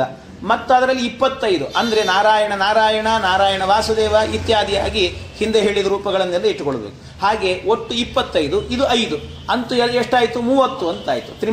30. ಹಾಗಾಗಿ 5 ಅಗ್ನಿಗಳಲ್ಲಿ ಮರೆಯದಲೆ 5 ರೂಪಾತ್ಮಕನ ಮತ್ತೆ 25 ರೂಪಗಳ ಅನುದಿನದಿ ನೆನೆವರಿಗೆ ಜನುಮಗಳ 5 ಯಾರಿದನ್ನು ನಿತ್ಯದಲ್ಲೂ ಕೂಡ ಒಂದೊಂದು ಜೀವ ಹುಟ್ಟುತ್ತಾ ಇರ್ತಾನೋ, ಒಂದು ಜೀವ ಹುಟ್ಟುವಾಗ ಪ್ರತಿ ಸಂದರ್ಭದಲ್ಲೂ ಕೂಡ ಇದನ್ನು ಅನುಸಂಧಾನ ಮಾಡಬೇಕಂತ. ಯಾರಾದರೂ ನಾವು ಹುಟ್ಟಿದ್ದೀವಲ್ಲ, ಈಗಲಾದರೂ ಅನುಸಂಧಾನ ಮಾಡ್ರಿ ಅಂತಾರೆ ದಾಸರು. ಇಷ್ಟು ಹುಟ್ಟಾಗಿದೆ, ನಾವು ಈ ದೇಹ ಪಡ್ಕೊಂಡಿದ್ದೀವಿ, ವಯಸ್ಸಾಯಿತು, ಹೋಗೋ ಕಾಲ ಬಂದಿದೆ ಅಂತ ಇಟ್ಟು ಆಗ್ಲಾದರೂ ಕೂಡ ಇಷ್ಟು ಹುಟ್ಟಿದ್ದೀವಿ, ಇಷ್ಟು ಎತ್ತರಕ್ಕೆ ಬೆಳೆದಿದ್ದೀವಿ, ಇದೆಲ್ಲ ನಡೆದಿದೆ ಅಂತ ಆದರೆ ಆ 5 ರೂಪಾತ್ಮಕನಾದಂಥ ಪರಮಾತ್ಮ 25 ರೂಪಗಳನ್ನು ಪಡೆದುಕೊಂಡು ಅಂತೂ ಒಟ್ಟು 30 ರೂಪಗಳಿಂದಲೂ ಕೂಡ ಆ ಚಂದ್ರನ ಬಿಂಬದಿಂದಾಗಿ ಪರ್ಜನ್ಯದಿಂದ ಭೂಮಿಯಿಂದಾಗಿ ತಂದೆಯಿಂದಾಗಿ ತಾಯಿಯಲ್ಲಿ, ಆಮೇಲೆ ಭೂಮಿಗೆ ಅಂತ ನಮ್ಮನ್ನು ಇಲ್ಲಿ ತನಕ ಕರ್ಕೊಂಡು ಬಂದವನು ಭಗವಂತ ಅಂತ ಅನುಸಂಧಾನ ಮಾಡಬೇಕಂತ. ದೇವರೇ ಕರ್ಕೊಂಡು. ಯಾಕೆಂದ್ರೆ ಅವನು ಇಲ್ಲದೇ ಇದ್ರೆ ಇದೆಲ್ಲ ಉಳಿಲಿಕ್ಕೆ ಸಾಧ್ಯ. ಇಷ್ಟೆಲ್ಲ ಆಗತ್ತೆ ನೋಡಿ. ಎಲ್ಲೋ ನಮಗೆ ಗೊತ್ತಿಲ್ಲದ ಕಾಲದಲ್ಲಿ ರಕ್ಷಣೆ ಆಯಿತು ಅಂತ ಇಟ್ಟುಕೊಳ್ಳಿ. ಚಂದ್ರನಲ್ಲಿ ಭಗವಂತ ರಕ್ಷಣೆ ಮಾಡಿದ, ಪರ್ಜನ್ಯದಲ್ಲಿ ರಕ್ಷಣೆ ಮಾಡಿದ, ಕಾಳಿನಲ್ಲಿ ರಕ್ಷಣೆ ಮಾಡಿದ, ಗಂಡಿನ ದೇಹದಲ್ಲಿ ರಕ್ಷಣೆ ಮಾಡಿದ. ಕೊನೆಯಲ್ಲಿ ಇಷ್ಟಾದ ಮೇಲೆ ತಾಯಿ ದೇಹಕ್ಕೆ ಬಂದಾಗ ಎಷ್ಟು ವಿಚಿತ್ರ ಅಂತಂದ್ರೆ, ತಾಯಿ ದೇಹದ ಒಳಗೆ ಇದ್ದಾನೆ ಅನ್ನೋದು ಗೊತ್ತಾಗ್ತದೆ ನಮಗೆ. ತಂದೆ ಉಳಿದ ಕಡೆಯಲ್ಲಿ ನಮ್ಗೆ ಗೊತ್ತಾಗುವುದಿಲ್ಲ. ತಾಯಿ ದೇಹದಲ್ಲಿ ಮಾತ್ರ ಇದ್ದಾನೆ ಅಂತ ಗೊತ್ತಾಗ್ತದೆ. ಯಾಕೆಂದ್ರೆ 9 ತಿಂಗಳು ಬೆಳೀತಾ ಹೋಗ್ತಾನೆ ಅವನು. ಆ ಬೆಳೀತಾ ಹೋದಾಗ ಇದ್ದಾನೆ ಅಂತ ಗೊತ್ತಾಗತ್ತಲ್ಲ. ಇಲ್ಲದೆ ಇರುವ ಕಡೆಯಲ್ಲಿ ಇದ್ದಾನೋ ಇಲ್ಲೋ ಅಂತ ಗೊತ್ತಿಲ್ಲದೆ ಅಲ್ಲಿ ದೇವರ ರಕ್ಷಣೆ ಇದೆಯೋ ಇಲ್ಲೋ ಅಂತ ಅನುಮಾನ ಬರ್ಬೋದು ಬೇಕಾದ್ರೆ ನಿಮಗೆ. ಆದ್ರೆ ತಾಯಿ ಗರ್ಭದಲ್ಲಿ ಮಾತ್ರ ಅನುಮಾನವೇ ಇಲ್ಲ. ಅಷ್ಟು ಚೆನ್ನಾಗಿ ನಾನು ಇದ್ದೇನೆ ಅನ್ನೋ ತೋರಿಸಿದ್ದಾನೆ ಪರಮಾತ್ಮ. ಅವನ ಆ ತಾಯಿ ಗರ್ಭದಲ್ಲಿರುವಾಗ ಆ ಜೀವ ಬಂದು ಕೂತಾಗ ಎಷ್ಟು ವಿಚಿತ್ರ ಅಂತ ಹೇಳಿದ್ರೆ, ಮಾರ್ಕಂಡೇಯ ಪುರಾಣದಲ್ಲಿ ಬರುತ್ತದೆ ಆ ಮಾತು. ಅಲ್ಲಿ ಹೇಳ್ತಾರೆ ಏನಂದ್ರೆ, ಎಷ್ಟು ವಿಚಿತ್ರ ಅಂದ್ರೆ, ತಾಯಿ ಏನು ಮಾಡ್ತಾಳಂತೆ, ನಿತ್ಯ ಆಹಾರವನ್ನು ಸ್ವೀಕಾರ ಮಾಡ್ತಾಳೆ. ಎಷ್ಟು ಆಹಾರವನ್ನು ಸ್ವೀಕಾರ ಮಾಡಿದರೂ ಕೂಡ ತಿಂದದ್ದು ಕುಡಿದದ್ದು ಏನೇನು ಮಾಡಿರುತ್ತಾಳೆ ಎಲ್ಲವೂ ಕೂಡ ಮಲರೂಪದಲ್ಲಿ ಹೊರಗೆ ಹೋಗ್ತದಂತೆ. ಎಲ್ಲ ಹೋಗ್ತದೆ, ಹೊಟ್ಟೆಗೆ ಹೋದಂಥ ವಸ್ತುಗಳೆಲ್ಲವೂ ಕೂಡ ಹೊರಗೆ ಹೋಗ್ತದಂತೆ. ಆದರೆ ಎಷ್ಟು ವಿಚಿತ್ರ ಅಂದರೆ ಅದೇ ಹೊಟ್ಟೆಯಲ್ಲಿರುವಂಥ ಆ ಜೀವ ಮಾತ್ರ ಹೊರಗೆ ಹೋಗುವುದಿಲ್ಲಂತ. 9 ತಿಂಗಳಲ್ಲೇ ಕೂತಿರ್ತಾನೆ, ಉಳಿದದ್ದೆಲ್ಲ ಜೀರ್ಣ ಆಗ್ತದೆ, ಆದರೆ ಈ ಜೀವ ಮಾತ್ರ ಜೀರ್ಣ ಆಗುವುದಿಲ್ಲ. ಎಷ್ಟು ವಿಚಿತ್ರ ನೋಡಿ. ಅಲ್ಲೇ ಹೊಟ್ಟೆಯಲ್ಲೇ ಇರೋದು, ಅದು ಸ್ವಲ್ಪ ಭಾಗಗಳಿರ್ತದೆ, ಇಲ್ಲ ಅಂತಲ್ಲ, ಸ್ವಲ್ಪ ವ್ಯತ್ಯಾಸ ಆ ಕಡೆ ಈ ಕಡೆ ಮಾಡಿರ್ತಾನೆ. ಆದರೆ ತಿಂದ ಪದಾರ್ಥಗಳು ಉಳಿದದ್ದೆಲ್ಲವೂ ಕೂಡ ಹೊರಟು ಹೋಗ್ತದಂತೆ, ಆದರೆ ಈ ಜೀವ ಮಾತ್ರ ಏನಾಗೋದಿಲ್ಲ, ಹಾಗೆ ಇರ್ತಾನೆ. ಮತ್ತು 9 ತಿಂಗಳಾದ್ಮೇಲೆ ಜಾಸ್ತಿ ಇಟ್ಕೊಳ್ಳೋದಿಲ್ಲ, ಮತ್ತೆ ಕಳಿಸಿಬಿಡ್ತಾನೆ ಪರಮಾತ್ಮ. ಇದೆಲ್ಲ ಹಾಗಾದ್ರೆ ಇಷ್ಟೆಲ್ಲ ವ್ಯವಸ್ಥಿತವಾಗಿ ತಿಂದ ಬೇರೆ ಬೇರೆ ಪದಾರ್ಥಗಳು ಹೊಟ್ಟೆಗೆ ಬಿದ್ದಂತ ನೀರು ಅನ್ನ ಗಿನ್ನ ಎಲ್ಲ ಮಲರೂಪದಲ್ಲಿ ಹೋಗ್ತಾ ಇದೆ. ಆದರೆ ಅದೇ ಜೀವ ಅಲ್ಲಿರುವಾಗ ಅವನು ಮಾತ್ರ ಏನಾಗ್ತಿಲ್ಲ. ಯಾಕೆ ಅಂತಂದ್ರೆ ಭಗವಂತನ ಈ ರೂಪಗಳಿಂದಾಗಿ ರಕ್ಷಿತನಾಗಿದ್ದಾನೆ ಅಂತ ತಿಳ್ಕೊಂಡು. ದೇವರ ರಕ್ಷಣೆ ಮಾಡಲಿಲ್ಲ ಅಂದ್ರೆ ಸಾಧ್ಯವೇ ಇಲ್ಲ. ಹಾಗಾಗಿ ಇದನ್ನೆಲ್ಲ ತೋರಿಸ್ತಾನೆ. ಆದ್ರಿಂದ ಯಾರಾದರೂ ಒಬ್ಬ ವ್ಯಕ್ತಿ ಜಗತ್ನಲ್ಲಿ ಹುಟ್ಟಿದ್ದಾನೆ ಅಂತಾದ್ರೆ ಭಗವಂತನ ರಕ್ಷಣೆಯಿಂದಲೇ ಹುಟ್ಟಿದ್ದಾನೆ ಅಂತ ತಿಳ್ಕೋಬೇಕು. ಸರಕ್ಷಿತ ರಕ್ಷತಿ ಯೋಹಿ ಗರ್ಭೆ, ಗರ್ಭದಲ್ಲಿದ್ದಾಗ ಅವನಲ್ಲದೆ ಇನ್ಯಾರು ತಾನೇ ರಕ್ಷಣೆ ಮಾಡ್ಲಿಕ್ಕೆ ಸಾಧ್ಯ? ಯಾರು ರಕ್ಷಣೆ ಮಾಡ್ಲಿಕ್ಕೆ ಸಾಧ್ಯ? ಅದಕ್ಕೆ ನಿಮಗೊಂದು ಅಂದ್ರೆ ಒಂದು ಮಾತು ಹೇಳ್ತೀನಿ. ನಮ್ಮ ಈ ತೌಳವ ಪ್ರದೇಶದಲ್ಲಿ ತುಳು ಭಾಷೆ ಅಂತ, ಈ ತುಳು ಭಾಷೆ ಇದೆಯಲ್ಲ, ತುಳು ಭಾಷೆಯಲ್ಲಿ ಟೀಚರ್ಗೆ ಅರ್ಥ ಆಗುತ್ತೆ ಬಹುಶಃ. ಅದು ತುಳು ಭಾಷೆಯಲ್ಲಿ ಏನು ಅಂತಂದ್ರೆ, ಈ ಮಗು ಹುಟ್ಟುತ್ತದೆ, ಮಗು ಹುಟ್ಟಿದ ಕೂಡಲೇನೆ ಆಗೇನಂತ ಹೇಳ್ತಾರೆ ಅಂದ್ರೆ ಈ ಜಾತಾ ಶೌಚ ಅಂತ ಹೇಳಿ ನಾವಿಲ್ಲೆಲ್ಲ ಹೇಳುವಾಗ ಸೂತಕ ಅಂತ ಹೇಳ್ತೀವಿ. ಸೂತಕ ಅಂತಂದ್ರೆ ಶೂನ್ಯ ಪ್ರಾಣಿ ಗರ್ಭ ವಿಮೋಚನೆ ಅಂತ. ಶೂನ್ಯ ಪ್ರಾಣಿ ಗರ್ಭ ವಿಮೋಚನೆ ಅಂದ್ರೆ ಪ್ರಾಣಿ ಹೊರಗೆ ಬಂದಿದೆ, ಆವಾಗ ಸೂತಕ ಅಂತ ಮಾಡುವುದು. ಈಗ ಸೂತಕ ಅನ್ನುವಂಥ ಶಬ್ದ ಏನಾಗ್ಬಿಟ್ಟಿದೆ ಅಂದ್ರೆ ಮೃತಕವಾದಂಥ ತಿಥಿಗಳಲ್ಲಿ ಬಳಸಿಬಿಡ್ತಾರೆ ಅದನ್ನು. ನಿಜವಾಗ್ಲೂ ಸೂತಕ ಅಂದ್ರೆ ಹುಟ್ಟಿದ ಮೈಲಿಗೆ ಅಂತ, ಮೃತಕ ಅಂತ ಹೇಳಿದ್ರೆ ಸತ್ತ ಮೈಲಿಗೆ ಅಂತ ಅರ್ಥ. ಆದರೆ ಈ ತುಳು ಭಾಷೆಯಲ್ಲಿ ಹೇಗೆ ಹೇಳ್ತಾರೆ ಅಂದ್ರೆ, ಅದಕ್ಕೆ ಮಗು ಹುಟ್ಟಿತಂದು ಕೂಡಲೇ ಆಗಲಿಂದ ಅವರಿಗೆ ಸೂತಕ ಬಂತು ಅಂದ್ರೆ ಸೂತಕ ಅಮೆ ಬಂತು ಅಂತ ಹೇಳ್ತಾರೆ. ಅದು ಅಮೆ ಅಂತ. ಅಮೆ ಅಂತ ಅಂದ್ರೆ ಅಮೆ ಅಂತ ಹೇಳಿದ್ರೆ ಅರ್ಥ ಏನು ಗೊತ್ತಾ? ಅದರಲ್ಲಿ ಒಂದು ಅನುಸಂಧಾನ ಇದೆ. ಅದರಲ್ಲಿ ಅಮೆ ಅನ್ನುವಂಥದ್ದು ಅಂದ್ರೆ ಸಂಸ್ಕೃತಕ್ಕೆ ಹತ್ತಿರವಾದ ಭಾಷೆಯಾಗಿ ಅದನ್ನ ಹೇಳ್ತಾರೆ. ಅಮೆ ಬಂತು ಅಂತ. ಅಮೆ ಬಂತು ಅಂದ್ರೆ ಅರ್ಥ ಏನು ಗೊತ್ತಾ? ಅಮೆ ಅಂತ ಹೇಳಿದ್ರೆ ಭಗವಂತ ಏನ್ ಹೇಳ್ತಾನಂತೆ ಸಂಸ್ಕೃತದಲ್ಲಿ ಮೇ, ಮೇ ಅಂದ್ರೆ ಏನರ್ಥ? ನನ್ನದ್ದು ಅಂತ ಅರ್ಥ. ನನ್ನದ್ದು ಅಂತ ಮೇ ಅಂತ. ಮಮ ಮೇ ಆವಯೋಹೋ ನೌ ಅಸ್ಮಾಕಂ ನಹ. ಹಾಗಾಗಿ ಮೇ ಅಂದ್ರೆ ನಂದು ಅಂತ ಅರ್ಥ, ನಂದು ಅಂತ. ಅಮೆ ಅಂದ್ರೆ ನಂದಲ್ಲ ಅಂತ ಅರ್ಥ. ಅಂದ್ರೆ ಭಗವಂತ ಏನು ಮಾಡ್ತಾನಂತೆ, ಗರ್ಭದಲ್ಲಿ ಇರುವ ತನಕಲೂ ಕೂಡ ಮೇ ಮೇ ನನ್ನದ್ದು ನನ್ನದ್ದು, ನನ್ನ ರಕ್ಷಣೆಯಲ್ಲಿದೆ, ನಾನು ನೋಡಿಕೊಳ್ತೇನೆ ಅಂತ ಪರಮಾತ್ಮ ಹೇಳ್ತಾನಂತೆ. ಆಮೇಲೆ ಗರ್ಭದಿಂದ ಆ ಕೂಸು ಹೊರಗೆ ಬಂದು ಕೂಡಲೇ ಆಮೆ ನನಗಲ್ಲ ಸಂಬಂಧ, ನನಗೆ ಸಂಬಂಧ ಇಲ್ಲಿ, ನೀನು ನೋಡ್ಕೊಳ್ಬೇಕು ಅಂತ ಹೇಳಿಬಿಡ್ತಾನಂತೆ ಪರಮಾತ್ಮ. ಹಾಗೆ ಅಂದ್ರೆ ಅವನ ರಕ್ಷಣೆಯಲ್ಲಿ ಪರಿಪೂರ್ಣವಾಗಿ ಬದುಕತಕ್ಕಂಥದ್ದಲ್ಲಿ ಅಮೆ ಅಂತ. ಆ ಮೈಲಿಗೆ ಅನ್ನುವಂಥದ್ದು ಅಂದ್ರೆ ಅಮೆ ಅಂದ್ರೆ ನನಗೆ ಸಂಬಂಧ ಇಲ್ಲ ಅಂದ ಕೂಡಲೇ ಭಗವಂತ ಒಳಗೆ ಇಟ್ಟುಕೊಂಡು ಆ ಜೀವ ಬೆಳೀತಾ ಇರುವ ತನಕಲೂ ಕೂಡ ನಮಗೆ ಆ ಸಂದರ್ಭದಲ್ಲಿ 11 ದಿನದ ಮೈಲಿಗೆ ಇನ್ನೊಂದು ಮತ್ತೊಂದು ಇಲ್ಲವೇ ಇಲ್ಲ. ನಿಮಗೆ ಯಾವತ್ತಾದರೂ ಕೂಡ ಎಲ್ಲಿಯಾದರೂ ಶಾಸ್ತ್ರದಲ್ಲಿ ಹೇಳಿದ್ದಾರೆ ಗರ್ಭಧಾರಣೆ ಆಯಿತು ಅಂತ ಕನ್ಫರ್ಮ್ ಆದರೂ ಕೂಡ ಯಾರು ಕೂಡ ಮೈಲಿಗೆ ಆಚರಣೆ ಮಾಡ್ಲಿಕ್ಕೆ ಹೋಗೋದಿಲ್ಲ. ಆದ್ರೆ ಆ ಗರ್ಭದಿಂದ ಹೊರಗೆ ಬಂದಾಗ ಮೈಲಿಗೆ ಆಚರಣೆ ಮಾಡುತ್ತಾರೆ. ಯಾಕೆ ಅಂದ್ರೆ ಗರ್ಭದಲ್ಲಿರುವಾಗ ಭಗವಂತನ ಸನ್ನಿಧಾನದಲ್ಲಿದೆ ಅದು, ಆದ್ರಿಂದ ಯಾವಾಗಲೂ ಪರಿಶುದ್ಧವಾಗಿದೆ ಅಂತೆ. ಆದ್ರೆ ಗರ್ಭದಿಂದ ಹೊರಗೆ ಬಂದ ನಂತರ ಆಮೇಲೆ ನನ್ನ ಜವಾಬ್ದಾರಿ ಮುಗಿತು, ಸ್ವಲ್ಪ ನೀನ್ ಜವಾಬ್ದಾರಿ ತಗೋ ಅಂತ ಕೊಡ್ತಾನಂತೆ. ಆದ್ರಿಂದ ಅಮೆ ಅಂತ ಆಗಿ ಹೋಗುತ್ತಂತ, ಹೀಗೆ ಅಂತ. ಆದ್ರಿಂದಾಗಿ ಎಲ್ಲಾ ಕಾಲದಲ್ಲೂ ಕೂಡ ಭಗವಂತನ ರಕ್ಷಣೆ ಇಲ್ಲದೇನೆ ಯಾರೂ ಹುಟ್ಟಲಿಕ್ಕೆ ಸಾಧ್ಯ ಇಲ್ಲ. ಆದ್ರಿಂದ ಒಬ್ಬ ಮನುಷ್ಯ ಹುಟ್ಟಿದ್ದಾನೆ ಅಂದ್ರೆ, ಎದುರುಗಡೆ ಒಬ್ಬ ವ್ಯಕ್ತಿ ಕಂಡಿದ್ದಾನೆ ಅಂದ್ರೆ ಅನುಸಂಧಾನ ಮಾಡ್ರಿ, ಇಷ್ಟೆಲ್ಲ ಯಜ್ಞಗಳು ನಡೆದೇ ಇವನು ಹುಟ್ಟಿದ್ದಾನೆ ಅಂತ ತಿಳ್ಕೋಬೇಕು. ಈ ಯಜ್ಞಗಳಿಲ್ಲದೆ ಯಾರು ಹುಟ್ಟಲಿಕ್ಕೆ ಸಾಧ್ಯ ಇಲ್ಲ. ಆದ್ರಿಂದ ಈ ರೀತಿಯಲ್ಲಿ ಭಗವಂತನನ್ನು ಅನುಸಂಧಾನ ಮಾಡಬೇಕಂತೆ. ಇದೆಲ್ಲ 5 ಅಗ್ನಿಗಳಲ್ಲಿ ಮರೆಯದಲ್ಲ 5 ರೂಪಾತ್ಮಕನ 25 ರೂಪಗಳ ಅನುದಿನದಿ ನೆನೆವರಿಗೆ. ಈ ರೀತಿ ಯಾರು ನಿತ್ಯ ಸ್ಮರಣೆ ಮಾಡ್ತಾರೋ ಅಂಥವರಿಗೆ ಜನುಮಗಳ 5 ಅವರಿಗೆ ಮತ್ತೆ ಪುನರ್ಜನ್ಮ ನವಿದ್ಯತೆ ಅಂತ. ಮತ್ತೊಂದು ಜನ್ಮ ಇಲ್ಲಂತೆ, ಮೋಕ್ಷವೇ ಕೊಟ್ಬಿಡ್ತಾನಂತೆ. ಅವನ ಪಟ್ಟಣಕ್ಕೆ ಕರ್ಕೊಂಡು ಹೋಗ್ಬಿಡ್ತಾನೆ, ಮತ್ತೆ ಅಲ್ಲಿಂದ ಇಲ್ಲಿಗೆ ಬರೋದಿಲ್ಲ. ಅವನ ಪುರಕ್ಕೆ ಹೋದ ಜನರು ಒಮ್ಮೆಗನ್ನ ಹಿಂದಿರುಗರು ಅಂತ, ಇಲ್ಲಿಗೆ ಬರೋದಿಲ್ಲಂತೆ, ಅಲ್ಲಿಗೆ ಕರ್ಕೊಂಡು ಹೋಗಿಬಿಡ್ತಾನೆ. ಹಾಗಾಗಿ ಜನುಮಗಳ 5 ನಳಿನಾಕ್ಷ ರಣದೊಳು ಮೈದುನನ ಕಾಯ್ದಂತೆ ಸಲಹುವ. ಎಂಥ ಅದ್ಭುತವಾದಂಥ ಪದಗಳನ್ನು ಬಳಸ್ತಾರೆ. ನಳಿನಾಕ್ಷ ಭಗವಂತ, ರಣದೊಳು ಮೈದುನನ ಕಾಯ್ದಂತೆ. ಭಗವಂತ ರಕ್ಷಣೆ ಮಾಡ್ತಾನೆ ಎಲ್ಲಾ ಕಾಲದಲ್ಲೂ ಕೂಡ. ಮೈದುನ ಅಂತ ಹೇಳಿದ್ರೆ ಎಲ್ರಿಗೂ ಗೊತ್ತಾಗುವಂತಹದ್ದು ಅರ್ಜುನ. ಹಾಗಾಗಿ ಅರ್ಜುನನನ್ನ ರಕ್ಷಣೆ ಮಾಡಿದಂತೆ ಸಲಹುವ. ಅಷ್ಟೇ ಅಲ್ಲ, ಬೈದವಗೆ ಗತಿ ಇತ್ತ, ಬೈದವರಿಗೂ ಕೂಡ ಸದ್ಗತಿ ಕೊಡ್ತಾನಂತೆ. ಭವಹರ ಭಕ್ತವತ್ಸಲನು ಅಂತ ಹೇಳ್ತಾರೆ. ಭವಹರ ಭಕ್ತವತ್ಸಲ ಇವನು. ಭವ ಅಂತ ಹೇಳಿದ್ರೆ ಸಂಸಾರ, ಸಂಸಾರವನ್ನ ಹರ ನಾಶ ಮಾಡತಕ್ಕಂಥವನು ಭಕ್ತವತ್ಸಲ ಅಂತ ಹೇಳಿ. ಇಲ್ಲಿ ಒಂದು ಅಂಶ ನಿಮಗೆ ಗೊತ್ತಿರುವಂತೆ ಸಹಜವಾಗೇನೆ ಏನು ಅಂತ ಹೇಳಿದ್ರೆ, ಇಲ್ಲಿ ಭಗವಂತ ಏನು ಮಾಡಿದ ಅಂತಂದ್ರೆ ಮೈದುನನ ಕಾಯ್ದಂತೆ ಅಂತ ಒಂದು ಶಬ್ದವನ್ನು ಹಾಕಿದ್ರು. ಮೈದುನನ ಕಾಯ್ದಂತೆ, ಮೈದುನನ ಕಾಯ್ದಂತೆ ಅಂತ ಹೇಳಿ, ರಣದೊಳು ಮೈದುನನ ಕಾಯ್ದಂತೆ. ರಣದೊಳು ಮೈದುನನ ಕಾಯ್ದಂತೆ ಅಂತಂದ್ರೆ ಒಂದರ್ಥ ನಿಮಗೆ ಗೊತ್ತಾಗುವಂತಹದ್ದು, ರಣರಂಗದಲ್ಲಿ ಮೈದುನ ಅಂದ್ರೆ ಅರ್ಜುನನಿಗೆ ಎಷ್ಟೋ ಬಾರಿ, ಈ ನಿಮಗೆಲ್ಲ ಗೊತ್ತೇ ಇದೆ, ಒಮ್ಮೆ ಕರ್ಣ ಸರ್ಪಾಸ್ತ್ರವನ್ನು ಬಿಡ್ತಾನೆ, ಒಂದೊಂದು ಸರ್ತಿ ಒಂದೊಂದು ಅಸ್ತ್ರಗಳನ್ನು ಬಿಟ್ಟಾಗ ಭಗವಂತ ಅವನ ಕತ್ತೆ ಹಾರಿ ಹೋಗುವಂತ ಸ್ಥಿತಿ ಇದ್ದಾಗ ಭೂಮಿಯನ್ನು ಕೆಳಗೊತ್ತಿ ಅವನ ಕಿರೀಟ ಹಾರಿ ಹೋಗುವಂತೆ ಮಾಡ್ತಾನೆ. ಮತ್ತು ಇವನೇ ನಾನು ರಥದಿಂದ ಕೆಳ ಇಳಿಯಲ್ಲ ಅಂತ ಹೇಳಿದಾಗ ಇವನನ್ನು ಕೆಳಗಿಳಿಸಿ ರಥ ಸುಟ್ಟು ಹೋಗುವಂತೆ ಮಾಡ್ತಾನೆ. ಎಲ್ಲಾ ಕಾಲದಲ್ಲೂ ಕೂಡ ಅರ್ಜುನನನ್ನ ರಕ್ಷಣೆ ಮಾಡಿರುವಂಥವನು ಪರಮಾತ್ಮ. ಇದು ಒಂದರ್ಥ. ಇದು ಒಂದರ್ಥ ಅಂದ್ರೆ ರಣದೊಳು ಮೈದುನನ ಕಾಯ್ದಂತೆ ಸಲಹುವ ಅಂತ ಇದು ಒಂದು. ಇಲ್ಲಿ ಇನ್ನೊಂದು ಅರ್ಥವನ್ನು ಇಟ್ಟುಕೊಳ್ಬೇಕು ಅಂತ ಹೇಳ್ತಾರೆ. ಏನಂದ್ರೆ ಈ ಜೀವರ ಸೃಷ್ಟಿ ಏನಿದೆ ಅಲ್ವಾ, ಜೀವರ ಸೃಷ್ಟಿ ಅನ್ನೋದು ಬರೀ ಸಜ್ಜನರ ಸೃಷ್ಟಿ ಮಾತ್ರ ನಡೆಯೋದಿಲ್ಲ, ದುರ್ಜನರ ಸೃಷ್ಟಿನೂ ನಡೀತದೆ. ಎಲ್ಲಾ ವಿಧವಾದಂಥ ಜೀವರ ಸೃಷ್ಟಿನೂ ನಡೀತದೆ. ಎಲ್ಲಾ ವಿಧವಾದ ಜೀವರ ಸೃಷ್ಟಿನೂ ನಡಿಬೇಕಾದ್ರೆ ದುರ್ಜನರನ್ನು ಯಾಕೆ ಹುಟ್ಟಿಸ್ಬೇಕು? ಅಲ್ಲೇ ಕೊಂದ್ಬಿಡ್ಬೋದಲ್ಲ, ಅಲ್ಲೇ ಕೊಂದ್ಬಿಡ್ಬೋದಿತ್ತು. ಯಾಕೆ ಹುಟ್ಟಿಸ್ಬೇಕಿತ್ತು ಅವನು ಭಗವಂತ? ಅಂದ್ರೆ ಎಲ್ಲರ ಮೇಲೂ ಕಾರುಣ್ಯ ಅಂತವನಿಗೆ. ಅದಕ್ಕೆ ಈ ದೃಷ್ಟಾಂತ ಕೊಟ್ಟದ್ದು. ಏನಂತ? ರಣದೊಳು ಮೈದುನನ ಕಾಯ್ದಂತೆ ಸಲಹುವ ಅಂತ ಹೇಳಿದ್ರು. ರಣದೊಳು ಮೈದುನನ ಕಾಯ್ದಂತೆ ಅಂತ ಹೇಳಿದ್ರೆ ಅದರ ಅರ್ಥ ಏನು ಗೊತ್ತಾ? ರಣದೊಳು ಮೈದುನನ ಕಾಯ್ದಂತೆ ಅಂದ್ರೆ ರಣದೊಳು ಮೈದುನನ ಕಾಯ್ದಂತೆ ಅಂತ ಹೇಳಿದ್ರೆ, ರಣದಲ್ಲಿ ಅಂತ ಹೇಳಿದ್ರೆ ಮೈದುನ ಅಂದ್ರೆ ಇಲ್ಲಿ ಇವನಲ್ಲ, ಸುಭದ್ರೆ ಗಂಡ ಅಲ್ಲ, ಮತ್ತೆ ಯಾರು ಅಂತಂದ್ರೆ ರುಕ್ಮಿಣಿ ಇದ್ದಾಳಲ್ಲ, ರುಕ್ಮಿಣಿ ಅಣ್ಣನ ಇಟ್ಕೊಳ್ಬೇಕಂತೆ, ರುಕ್ಮಿಯನ್ನು ಇಟ್ಟುಕೊಳ್ಬೇಕಂತೆ. ರುಕ್ಮಿ, ಆ ರುಕ್ಮಿ ಇದ್ದಾನಲ್ಲ, ಆ ರುಕ್ಮಿಯೂ ಕೂಡ ಏನು ಮಾಡಿದ್ದ? ಕೃಷ್ಣ ರುಕ್ಮಿಣೀ ದೇವಿಯನ್ನ ಅಪಹರಣ ಮಾಡಿಕೊಂಡು ಹೋಗಬೇಕಾದ್ರೆ ಹಿಂದೆ ಬೆನ್ನಟ್ಟಿಕೊಂಡು ಹೋಗಿ ಕೃಷ್ಣನ್ನ ನಾನು ಸೋಲಿಸಿ ಅವನನ್ನು ಕೊಂದಾದ್ರೂ ನನ್ನ ರುಕ್ಮಿಣಿಯನ್ನು ಕರ್ಕೊಂಡು ಬರ್ತೀನಿ, ಈ ರುಕ್ಮಿಣಿಯನ್ನ ಶಿಶುಪಾಲನಿಗೆ ಕೊಟ್ಟು ವಿವಾಹ ಮಾಡುತ್ತೇನೆ ಅಂತ ಹೋಗಿ ಯುದ್ಧವನ್ನ ಮಾಡುತ್ತಾನೆ.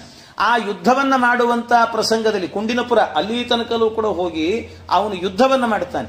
ಯುದ್ಧವನ್ನ ಮಾಡಿದಾಗ ಇವನನ್ನು ಇಷ್ಟು ಚೆನ್ನಾಗಿ ಹೊಡಿತಾನೆ ಭಗವಂತ ಕೃಷ್ಣ ಅಂದ್ರೆ ಈ ರುಕ್ಮಿಯನ್ನ, ಇನ್ನೇನು ಕೊನೆ ಕಾಲದಲ್ಲಿ ಅವನನ್ನು ಸಂಹಾರವೇ ಮಾಡಿಬಿಡಬೇಕು. ಆ ಕಾಲದಲ್ಲಿ ರುಕ್ಮಿಣೀ ದೇವಿ ಕೇಳಿಕೊಡುತ್ತಾಳೆ. ರುಕ್ಮಿಣೀ ದೇವಿ ಬಂದು ಪ್ರಾರ್ಥನೆ ಮಾಡಿದಂತೆ, ಕೃಷ್ಣ ಬೇಡ, ಕೊಲ್ಲಬೇಡ, ಎಷ್ಟೇ ಆಗಲಿ ಈ ಜನ್ಮದಲ್ಲಿ ನನಗೆ ಅಣ್ಣ ಅಂತಾಗಿ ಹುಟ್ಟಿದ್ದಾನಲ್ಲ, ಹಾಗಾಗಿ ಅಣ್ಣನಾಗಿ ಹುಟ್ಟಿರೋದ್ರಿಂದಾಗಿ ಈ ಜನ್ಮಕ್ಕೆ ಅವನನ್ನು ಬದುಕಲಿಕ್ಕೆ ಬಿಟ್ಟುಬಿಡು ಸಾಕು ಅಂತ ಹೇಳಿ. ಸಾಕು, ಬದುಕಲಿಕ್ಕೆ ಬಿಡುವಂಥದ್ದಕ್ಕೆ ಭಗವಂತ ಕೊನೆಗೆ ಏನು ಮಾಡಿದ ಅಂತಂದ್ರೆ ಅವನನ್ನು ಬದುಕಲಿಕ್ಕೆ ಬಿಟ್ಟ. ಬದುಕಲಿಕ್ಕೆ ಬಿಡುವಾಗ ಅವನ ತಲೆ ಬೋಳಿಸಿ ಕಳಿಸಿಕೊಟ್ಟನಂತೆ. ತಲೆ ಬೋಳಿಸಿ ಕಳಿಸಿಕೊಟ್ಟದ್ರಿಂದ ಎಷ್ಟೋ ದಿನಗಳ ತನಕ ಅವನು ಊರಿಗೆ ಹೋಗಿರ್ಲಿಲ್ಲ, ಅವನು ಊರಿಂದ ಹೊರಗೆ ಇದ್ನಂತವನು, ಅವಮಾನ ಆಗತ್ತೆ ಅಂತ ಹೇಳಿಬಿಟ್ಟು. ಹೀಗೆ ಅಂತೂ ಕೃಷ್ಣ ಏನು ಮಾಡಿದ? ರಣದೊಳು ಮೈದುನನ ಕಾಯ್ದಂತೆ, ಅವನನ್ನು ಕೊಲ್ಲಿಲ್ಲ, ಅವನನ್ನು ರಕ್ಷಣೆ ಮಾಡಿದ. ಹಾಗೆ ದುರ್ಜನರನ್ನೂ ಕೂಡ, ದುರ್ಜನ ಜೀವರನ್ನೂ ಕೂಡ ಅವನು ರಕ್ಷಣೆ ಮಾಡ್ತಾನಂತೆ ಪರಮಾತ್ಮ. ಎಲ್ಲ ಈ 5 ವಿಧವಾಗಿರುವಂತಹ ಏನು ಯಜ್ಞ ಇದೆ, ಆ 5 ಯಜ್ಞದಲ್ಲೂ ಕೂಡ 30 ರೂಪಗಳನ್ನು ಚಿಂತನೆ ಮಾಡಿದ್ರು ಅಂತಾದ್ರೆ ಮೈದುನನ್ನ ರಕ್ಷಣೆ ಮಾಡಿದ್ನಲ್ಲ, ದುರ್ಜನರಾದರೂ ಕೂಡ ಅವರನ್ನು ರಕ್ಷಣೆ ಮಾಡ್ತಾನಂತೆ. ಇಷ್ಟೇ ಅಲ್ಲ, ಇನ್ನೊಂದೇನು ಗೊತ್ತಾ? ಇನ್ನೊಂದು ವೈಶಿಷ್ಟ್ಯ ಅಂತ ಹೇಳಿದ್ರೆ, ಇವನು ಕೊನೆಗೇನು ಮಾಡ್ತಾನೆ ಅಂತಂದ್ರೆ ಭಗವಂತ ನಿಜವಾಗಲೂ ಈ ಕೆಲವೊಂದು ಸರ್ತಿ ಹೇಗಾಗ್ಬಿಡುತ್ತೆ ಅಂದ್ರೆ ಒಬ್ಬರಿಗೊಬ್ಬರಿಗೆ ಮನಸ್ತಾಪ ಬಂತು ಅಂದ್ರೆ ಸಂಬಂಧಿಗಳೇ ಆಗಿರ್ತಾರೆ, ರಕ್ತ ಸಂಬಂಧಿಗಳೇ ಇರ್ತಾರೆ. ಮನಸ್ತಾಪ ಬಂತು ಅಂತಾದ್ರೆ ಎಲ್ಲಿ ತನಕ ಮಾತುಗಳು ಹೋಗುತ್ತೆ ಅಂತಂದ್ರೆ, ಇನ್ನೊಂದು ಸರ್ತಿ ಇವರ ವಂಶಕ್ಕೆ ನಾನು ಹೋಗೋದೇ ಇಲ್ಲ, ಇವರ ವಂಶವನ್ನು ನೋಡೋದಿಲ್ಲ, ಹಾಗೆ ಹೀಗೆ ಅಂತ ಏನೇನೋ ಮಾತಾಡಿಬಿಡ್ತಾರೆ. ಆದ್ರೆ ಭಗವಂತ ಹಾಗೆ ಮಾಡಲಿಲ್ಲ. ಏನಾಯ್ತು ಗೊತ್ತಾ? ಈ ರುಗ್ಮಿ ಇದ್ದಾನಲ್ಲ, ರುಗ್ಮಿಗೆ ಒಬ್ಬ ಮಗಳು ಇರ್ತಾಳೆ, ರುಗ್ಮವತಿ ಅಂತ ಅವಳ ಹೆಸರು. ಆ ರುಗ್ಮವತಿಯನ್ನೇನು ಮಾಡ್ತಾನೆ ಭಗವಂತ ಅಂದ್ರೆ, ತನ್ನ ಮಗ ಪ್ರದ್ಯುಮ್ನ ಇದ್ದಾನಲ್ಲ ಅವನಿಗೆ ಮದುವೆ ಮಾಡಿ ಕೊಡ್ತಾನೆ, ಹೆಣ್ಣು ತಗೊಳ್ತಾನೆ. ಮತ್ತೆ ಇದಕ್ಕಿಂತಲೂ ಕೂಡ ಕಾರುಣ್ಯ ಇನ್ನೇನು ಬೇಕು? ಆದ್ರಿಂದ ಮೈದುನನ ಕಾಯ್ದಂತೆ ಸಲಹುವ, ಮೈದುನನಿಗೆ ಮಗಳನ್ನು ತಗೊಳ್ಳೋದ್ರ ಮೂಲಕವಾಗಿ ಅವನಿಗೂ ಕೂಡ ರಕ್ಷಣೆ ಕೊಟ್ಟಿದ್ದಾನಲ್ಲ ಪರಮಾತ್ಮ, ಇದಕ್ಕಿಂತ ಇನ್ನೇನು ಬೇಕು ಅಂತ. ಹಾಗಾಗಿ ಆ ರೀತಿಯಲ್ಲಿ ನಮ್ಮನ್ನ ರಕ್ಷಣೆ ಮಾಡ್ತಾನೆ ಪರಮಾತ್ಮ ಅಂತ ತಿಳ್ಕೊಳ್ಬೇಕು. ಇನ್ನಷ್ಟೇ ಅಲ್ಲ, ಬೈದವಗೆ ಗತಿ ಇತ್ತ, ಬೈದವಗೆ ಗತಿ ಇತ್ತ ಅಂದ್ರೆ ಶಿಶುಪಾಲ ಅಂತ. ಶಿಶುಪಾಲ ಯಾಕೆಂದ್ರೆ ಶಿಶುಪಾಲ ಭಗವಂತನಿಗೆ ಅಗ್ರಪೂಜೆ ಅಂತ ವಿಚಾರ ತಿಳಿದು ಕೂಡ್ಲೇನೆ ಎಷ್ಟು ಬೈದ ಅಂತಂದ್ರೆ ವಾಚಾಮಗೋಚರವಾಗಿ ಬೈದನಂತೆ ಕೃಷ್ಣನನ್ನ. ಇವನು ದನ ಕಾಯುವವನು, ಇವನಿಗೇನು ಗೊತ್ತು, ಅವನ ಅಯೋಗ್ಯ, ಹಾಗೆ ಹೀಗೆ ಅಂತ ಏನೇನೋ ಬೈದ, ಬಹಳ ಬೈದ. ಇಲ್ಲಿ ಒಂದು ಅನಂತ ಭಟ್ಟ ಅಂತ ಒಬ್ಬ ಕವಿ, ಅವನು ಒಂದು ಚಂಪು ಭಾರತ ಅಂತ ಒಂದು ಬರೆದಿದ್ದಾನೆ, ಕಾವ್ಯ ಬರೆದಿದ್ದಾನೆ. ಆ ಕಾವ್ಯದಲ್ಲಿ ಒಂದು ಮಾತು ಹೇಳ್ತಾನೆ ಅವನು, ಬಹಳ ಚೆನ್ನಾಗಿದೆ. ಇವನು ಬೈತಾ ಇದ್ದಂತೆ, ಕಾವ್ಯಾತ್ಮಕವಾಗಿ ವರ್ಣನೆ ಅವನು. ಇವನು ಬೈತಾ ಇದ್ದ ಶಿಶುಪಾಲ. ಬೈಯುವಾಗ ಕೃಷ್ಣ ಏನು ಮಾಡಿದ್ನಂತೆ, ಅವನು ಬರೀ ಕೆಟ್ಟ ಕೆಟ್ಟ ಅಪಶಬ್ದಗಳನ್ನು ಮಾತಾಡ್ತಿದ್ನಲ್ಲ, ಮಾತನಾಡುವಾಗ ತನ್ನ ಕೈಯಲ್ಲಿ ಒಂದು ಚಕ್ರ ಹಿಡ್ಕೊಂಡಂತೆ ಕೃಷ್ಣ.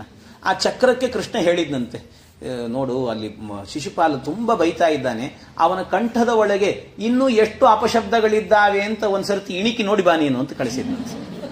ಸರಿ ಅಂತ ಆ ಚಕ್ರ ಹೋಯ್ತಂತೆ. ಹೋದ ಕೂಡಲೇ ಅದು ಹೋಯ್ತು, ಇಣಿಕಿ ನೋಡ್ಬೇಕಲ್ಲ, ಅದಕ್ಕೆ ಇದನ್ನು ಕತ್ತರಿಸ್ಕೊಂಡೇ ಹೋಗ್ಬೇಕು. ಒಳಗೆ ಹೋಗಿ ನೋಡಿತ್ತಂತೆ, ಆಮೇಲೆ ಮತ್ತೆ ವಾಪಸ್ ಬಂದು ಕೂತ್ಕೊಳ್ಳೋದಂತೆ ಕೃಷ್ಣನ ಕೈ. ಕೃಷ್ಣನಿಗೆ ಬಂದು ಹೇಳ್ತಂತೆ ಚಕ್ರ, ಕೃಷ್ಣ ಎಲ್ಲ ಖಾಲಿ ಆಯ್ತು ಅಂತ ಹೇಳಿ. ಹೀಗೆ ಅವನು ಕಾವ್ಯವಾಗಿ ವರ್ಣನೆ ಮಾಡುವಂತಹದ್ದು. ಹಾಗೆ ಆ ರೀತಿಯಲ್ಲಿ ಅಂದ್ರೆ ಅವನನ್ನ ಇಷ್ಟು ಮಾಡಿದ್ನಲ್ಲ, ಸಂಹಾರ ಮಾಡಿದರೂ ಕೂಡ ಬೈದವಗೆ ಗತಿ ಇತ್ತ. ಏನಾಯ್ತು, ಅವನ ದೇಹ ಬಿದ್ದ ಕೂಡ್ಲೇನೆ ಶಿಶುಪಾಲನ ದೇಹ, ಅವನ ದೇಹದಿಂದಾಗಿ ಒಂದು ಜ್ಯೋತಿ ಹೊರಗೆ ಬಂತು. ಆ ಜ್ಯೋತಿ ಹೊರಗೆ ಬಂದಾಗ ಸೀದಾ ಬಂದು ಕೃಷ್ಣನ ಹೃದಯವನ್ನೇ ಸೇರಿತಂತೆ. ಅವನಿಗೂ ಸದ್ಗತಿಯನ್ನು ಕೊಟ್ಟಿದ್ದಾನೆ. ಬೈದವರಿಗೆ ಸದ್ಗತಿ ಕೊಡ್ತಾನಂತೆ ಪರಮಾತ್ಮ. ಹಾಗಾದ್ರೆ ನಮ್ಮನ್ನು ದುರ್ಜನರನ್ನು ಹುಟ್ಟಿಸೋದಿಲ್ಲ ಏನು ಪರಮಾತ್ಮ? ಎಲ್ಲರನ್ನೂ ಹುಟ್ಟಿಸ್ತಾನೆ ಪರಮಾತ್ಮ. ಹೀಗೆ ಭವಹರ ಭಕ್ತವತ್ಸಲನು ಅಂತ ಹೇಳ್ತಾರೆ. ಭವಹರ ಭಗವಂತ, ಅವನು ಭವ ಅಂದ್ರೆ ಸಂಸಾರವನ್ನ ಹರ ನಾಶ ಮಾಡತಕ್ಕಂಥವನು, ಭಕ್ತವತ್ಸಲನು ಅಂತ. ಭಕ್ತವತ್ಸಲ, ಭಕ್ತ ಅಂತ ಹೇಳಿದ್ರೆ ಅನ್ನ ಅಂತ ಅರ್ಥ. ಭಕ್ತ ಅಂದ್ರೆ ಇದು ಯಾಕೆಂದ್ರೆ ಭಕ್ತವತ್ಸಲ ಅನ್ನುವಂತಹದ್ದು ವಿಷ್ಣು ಸಹಸ್ರನಾಮದ ಒಂದು ನಾಮ. ಅದು ಈ ವಿಷ್ಣು ಸಹಸ್ರನಾಮ ಏನಿದೆ ಅಲ್ವಾ, ವಿಷ್ಣು ಸಹಸ್ರನಾಮಕ್ಕೂ ಬೃಹತಿ ಸಹಸ್ರನಾಮಕ್ಕೂ ಕೂಡ ಪರಸ್ಪರ ಸಂಬಂಧ ಇದೆ. ಅಂದ್ರೆ ಅಲ್ಲೂ ಒಂದು 1000 ಮಂತ್ರಗಳಿದ್ದಾವೆ. ಬೃಹತಿ ಸಹಸ್ರ ಅಂದ್ರೆ 36 ಅಕ್ಷರದ 1000 ಮಂತ್ರಗಳಿದ್ದಾವೆ ಬೃಹತಿಯಲ್ಲಿ. ಇಲ್ಲಿ ಇರುವಂತಹ ನಾಮಗಳೆಷ್ಟು ಅಂತಂದ್ರೆ 1000 ನಾಮಗಳು, ಸಹಸ್ರನಾಮ ಅಂತ. ಹಾಗಾಗಿ ಆ ಬೃಹತಿ ಸಹಸ್ರ ಏನಿದೆ, ಬೃಹತಿ ಸಹಸ್ರ ಎನ್ನುವಂತಹದ್ದು 36 ಅಕ್ಷರದ ಒಂದೊಂದು ಶ್ಲೋಕಗಳಿದ್ದಾವಲ್ಲ ಬೃಹತಿ ಛಂದಸ್ಸಿನಲ್ಲಿ. ಒಂದೊಂದು ಶ್ಲೋಕಗಳು ಕೂಡ ಇಲ್ಲಿ ವಿಷ್ಣು ಸಹಸ್ರನಾಮದ ಒಂದೊಂದು ನಾಮಗಳನ್ನ ವಿವರಣೆ ಕೊಡುತ್ತದೆ, ವ್ಯಾಖ್ಯಾನವನ್ನು ಮಾಡುತ್ತದೆ. ಹಾಗೆ ಭಕ್ತವತ್ಸಲ ಅನ್ನುವಂತಹದ್ದಕ್ಕೂ ಕೂಡ ಅಲ್ಲಿ ಹೇಳಬೇಕಾದ್ರೆ ಗೃಹಂ ನಮಸ್ವಿನಃ ಅಂತ ಒಂದು ಮಂತ್ರ ಬರ್ತದೆ. ಆ ಮಂತ್ರದಲ್ಲಿ ಪೃಷಿತಪ್ಸುಭಿಹಿ ಅಶ್ವೇಭಿಹಿ ಮಮ ಗೃಹ ಮಾಯಾಹಿ ಅಂತ ಹೇಳುತ್ತಾರೆ. ಅಂದ್ರೆ ಏನರ್ಥ ಗೊತ್ತಾ, ಭಕ್ತ ವತ್ಸಲ ಅನ್ನೋದಕ್ಕೆ ಅರ್ಥವನ್ನ ಅಲ್ಲಿ ಹೇಳುವಂತಹದ್ದು ಬೃಹತಿ ಸಹಸ್ರದಲ್ಲಿ. ಭಕ್ತ ಅಂತ ಹೇಳಿದರೆ ಅನ್ನ ಅಂತ ಅರ್ಥ. ಅನ್ನ, ಆ ಅನ್ನವನ್ನ ನನ್ನ ಮನೆಯಲ್ಲಿ ದೇವರ ಪೂಜೆಯನ್ನ ಮಾಡಿ ಭಗವಂತ ನಿನಗೆ ಸಮರ್ಪಣೆ ಮಾಡಲಿಕ್ಕೆ ಅಂತ ನೈವೇದ್ಯವನ್ನ ಇಟ್ಟಿದ್ದೇನೋ, ವತ್ಸಲ ನೀನು ಬಂದು ಅದನ್ನು ಸ್ವೀಕಾರ ಮಾಡಿ ನನ್ನನ್ನು ಉದ್ಧಾರ ಮಾಡು ಅಂತ ಹೇಳತಕ್ಕಂಥದ್ದು. ಹೀಗೆ ಅವನು ಬರುವಾಗ ಹೇಗೆ ಬರ್ತಾನೆ ಅಂತ ಹೇಳಿದ್ರೆ ಯಜ್ಞಕ್ಕೆ, ಅಂದ್ರೆ ಆ ಭೋಜನ ಎನ್ನುವಂತ ಯಜ್ಞಕ್ಕೆ ಬರ್ತಾನಂತೆ. ಆ ಯಜ್ಞಕ್ಕೆ ಬರಬೇಕಾದ್ರೆ ಕುದುರೆಗಳ ಮೇಲೆ ಕೂತ್ಕೊಂಡು ಬರ್ತಾನಂತ. ಕುದುರೆಗಳ ಮೇಲೆ, ಆ ಕುದುರೆಗಳ ಅಶ್ವೇಭಿಹಿ ಮಮ ಗೃಹಮಾಯಾಹಿ ಅಂತ ಹೇಳ್ತಾರೆ. ಅಶ್ವೇಭಿಹಿ, ಆ ಅಶ್ವ ಅಂತ ಹೇಳಿದ್ರೆ ಕುದುರೆ. ಆ ಕುದುರೆಗಳಿಂದಾಗಿ ನನ್ನ ಮನೆಗೆ ಬಾ ನೀನು, ಆ ಆಹಾರವನ್ನು ಸ್ವೀಕಾರ ಮಾಡು ಅಂತ ಕೇಳೋದು. ಆ ಅಶ್ವಗಳು ಅಂತಂದ್ರೆ ಯಾವುದದು ಅಂತ ಹೇಳಿದ್ರೆ ಮತ್ತೆ ಅದಕ್ಕೇನೆ ವಿಷ್ಣು ಸಹಸ್ರನಾಮವನ್ನು ಅಟ್ಯಾಚ್ ಮಾಡ್ತಾರೆ. ಆ ಅಶ್ವ ಬೇರೆ ಯಾವುದೂ ಅಲ್ಲ, ಅಶ್ವದ ರೂಪದಲ್ಲಿ, ಕುದುರೆ ರೂಪದಲ್ಲಿ ಭವಿಷ್ಯೋತ್ತರ ಪುರಾಣದಲ್ಲಿ ಹೇಳ್ತಾರಲ್ಲ, ಶ್ರೀನಿವಾಸ ಹೋಗಬೇಕಾದ್ರೆ ಅವನಿಗೆ ಕುದುರೆ ಆಗಿ ಬಂದದ್ದು ಯಾರು? ಪ್ರಾಣದೇವರಂತೆ. ಹಾಗಾಗಿ ಆ ಪ್ರಾಣದೇವರೇ ವಾಹನವಾಗ್ತಾರಂತೆ. ಆದ್ರಿಂದಲೇ ವರದೋ ವಾಯುವಾಹನ ಅಂತ ಹೇಳಿದ್ರು. ಸಹಸ್ರನಾಮದೇ ಕೊಡ್ತಾರೆ ಇದೆಲ್ಲ ಕೊಟೇಶನ್ ಅನ್ನ. ಹೀಗೆ ಈ ರೀತಿಯಲ್ಲಿ ಭಗವಂತನನ್ನ ಭಕ್ತವತ್ಸಲ ಅಂತ ಚಿಂತನೆ ಮಾಡಬೇಕು ಅಂತ ಹೇಳ್ತಾರೆ. ಇನ್ನೂ ಸ್ವಲ್ಪ ಆಳವಾದ ಚಿಂತನೆ ಹೇಳಿದ್ದಾರಲ್ಲಿ, ಅಷ್ಟು ಸಾಕು. ಮೇಲ್ನೋಟಕ್ಕೆ ಇಷ್ಟು ಚಿಂತನೆಯನ್ನು ಮಾಡಿದ್ರೆ ಸಾಕು ಅಂತ. ಇಷ್ಟು ಹೇಳಿದ ಮೇಲೆ ಮತ್ತೆ ಈ ಏನು 30 ರೂಪಗಳು ಅಂತ ಹೇಳಿದ್ವಿ, 30 ರೂಪಗಳು ಕೂಡ ಭಗವಂತನ ರೂಪಗಳೆಲ್ಲವೂ ಕೂಡ ಯಾವ್ದ್ಯಾವುದು ಅಂತಲೂ ಚಿಂತನೆ ಮಾಡಿದ್ವಿ. ಹಾಗಾದ್ರೆ ಎಲ್ಲವೂ ಪರಸ್ಪರವಾಗಿ ಭಿನ್ನ ಭಿನ್ನವಾದಂಥ ರೂಪಗಳ ಅಂತ ನಿಮಗೆ ಅನ್ನಿಸಿದ್ರೆ ಅವುಗಳಲ್ಲಿ ಭೇದ ಚಿಂತನೆ ಮಾಡಬೇಡ್ರಿ ಅಂತ ಹೇಳ್ತಾ ಇದ್ದಾರೆ ದಾಸರು. ಮುಂದಿನ ಪದ್ಯದಲ್ಲಿ ಪಂಚನಾರೀ ತುರಗದಂದದಿ ಪಂಚರೂಪಾತ್ಮಕನು ತಾ ಷಟ್ ಪಂಚರೂಪವ ಧರಿಸಿ ತತ್ತನ್ನಾಮದಿಂ ಕರೆಸಿ ಪಂಚಪಾವಕ ಮುಖದಿ ಗುಣಮಯ ಪಂಚಭೂತಾತ್ಮಕ ಶರೀರವ ಪಂಚವಿಧ ಜೀವರಿಗೆ ಕೊಟ್ಟಲ್ಲೇ ರಮಿಸುವನು. ಪಂಚನಾರಿ ತುರಗದಂದದಿ, ಪಂಚನಾರಿ ತುರಗದಂತೆ ಪಂಚರೂಪಾತ್ಮಕನು ಭಗವಂತ. ತಾ ಷಟ್ಪಂಚರೂಪವ, ಅವನು ಪಂಚರೂಪಾತ್ಮಕನಾದಂಥ ಭಗವಂತ. ತಾ ಷಟ್ಪಂಚರೂಪ, ಷಟ್ಪಂಚರೂಪ ಅಂತ ಹೇಳಿದ್ರೆ 6ರ 5 ರೂಪಗಳು. ಅಂದ್ರೆ 5 ರೂಪಗಳನ್ನು 6 ಬಾರಿ ಪಡೆದಿದ್ದಾನೆ. ಅಂದ್ರೆ 5 ರೂಪಗಳು 6 ಬಾರಿ ಅಂದ್ರೆ ಎಷ್ಟಾಯ್ತು? 30 ಅಂತಾಯ್ತು. ಅದನ್ನೇ ಷಟ್ಪಂಚ ರೂಪವ ಧರಿಸಿ ತತ್ತನ್ನಾಮದಿಂ ಕರೆಸಿ, ಆಯಾಯ ನಾಮಗಳಿಂದಾಗಿ ಕರೆಸಿಕೊಳ್ಳುತ್ತಾ ಪಂಚಪಾವಕ ಮುಖದಿ, ಹಿಂದೆ ಹೇಳಿದಂತೆ ಪಂಚಪಾವಕಗಳು, ಪಾವಕಗಳು ಅಂದ್ರೆ ಅಗ್ನಿ ಅಂತ ಅರ್ಥ. ಆ ಅಗ್ನಿಗಳಲ್ಲಿ ಅಂಬರ ಮೊದಲಾದಂತಹದ್ರಲ್ಲಿ ಆ ಅಗ್ನಿಗಳಲ್ಲಿ ಮುಖದಿ ಗುಣಮಯ ಪಂಚಭೂತಾತ್ಮಕ ಶರೀರವ.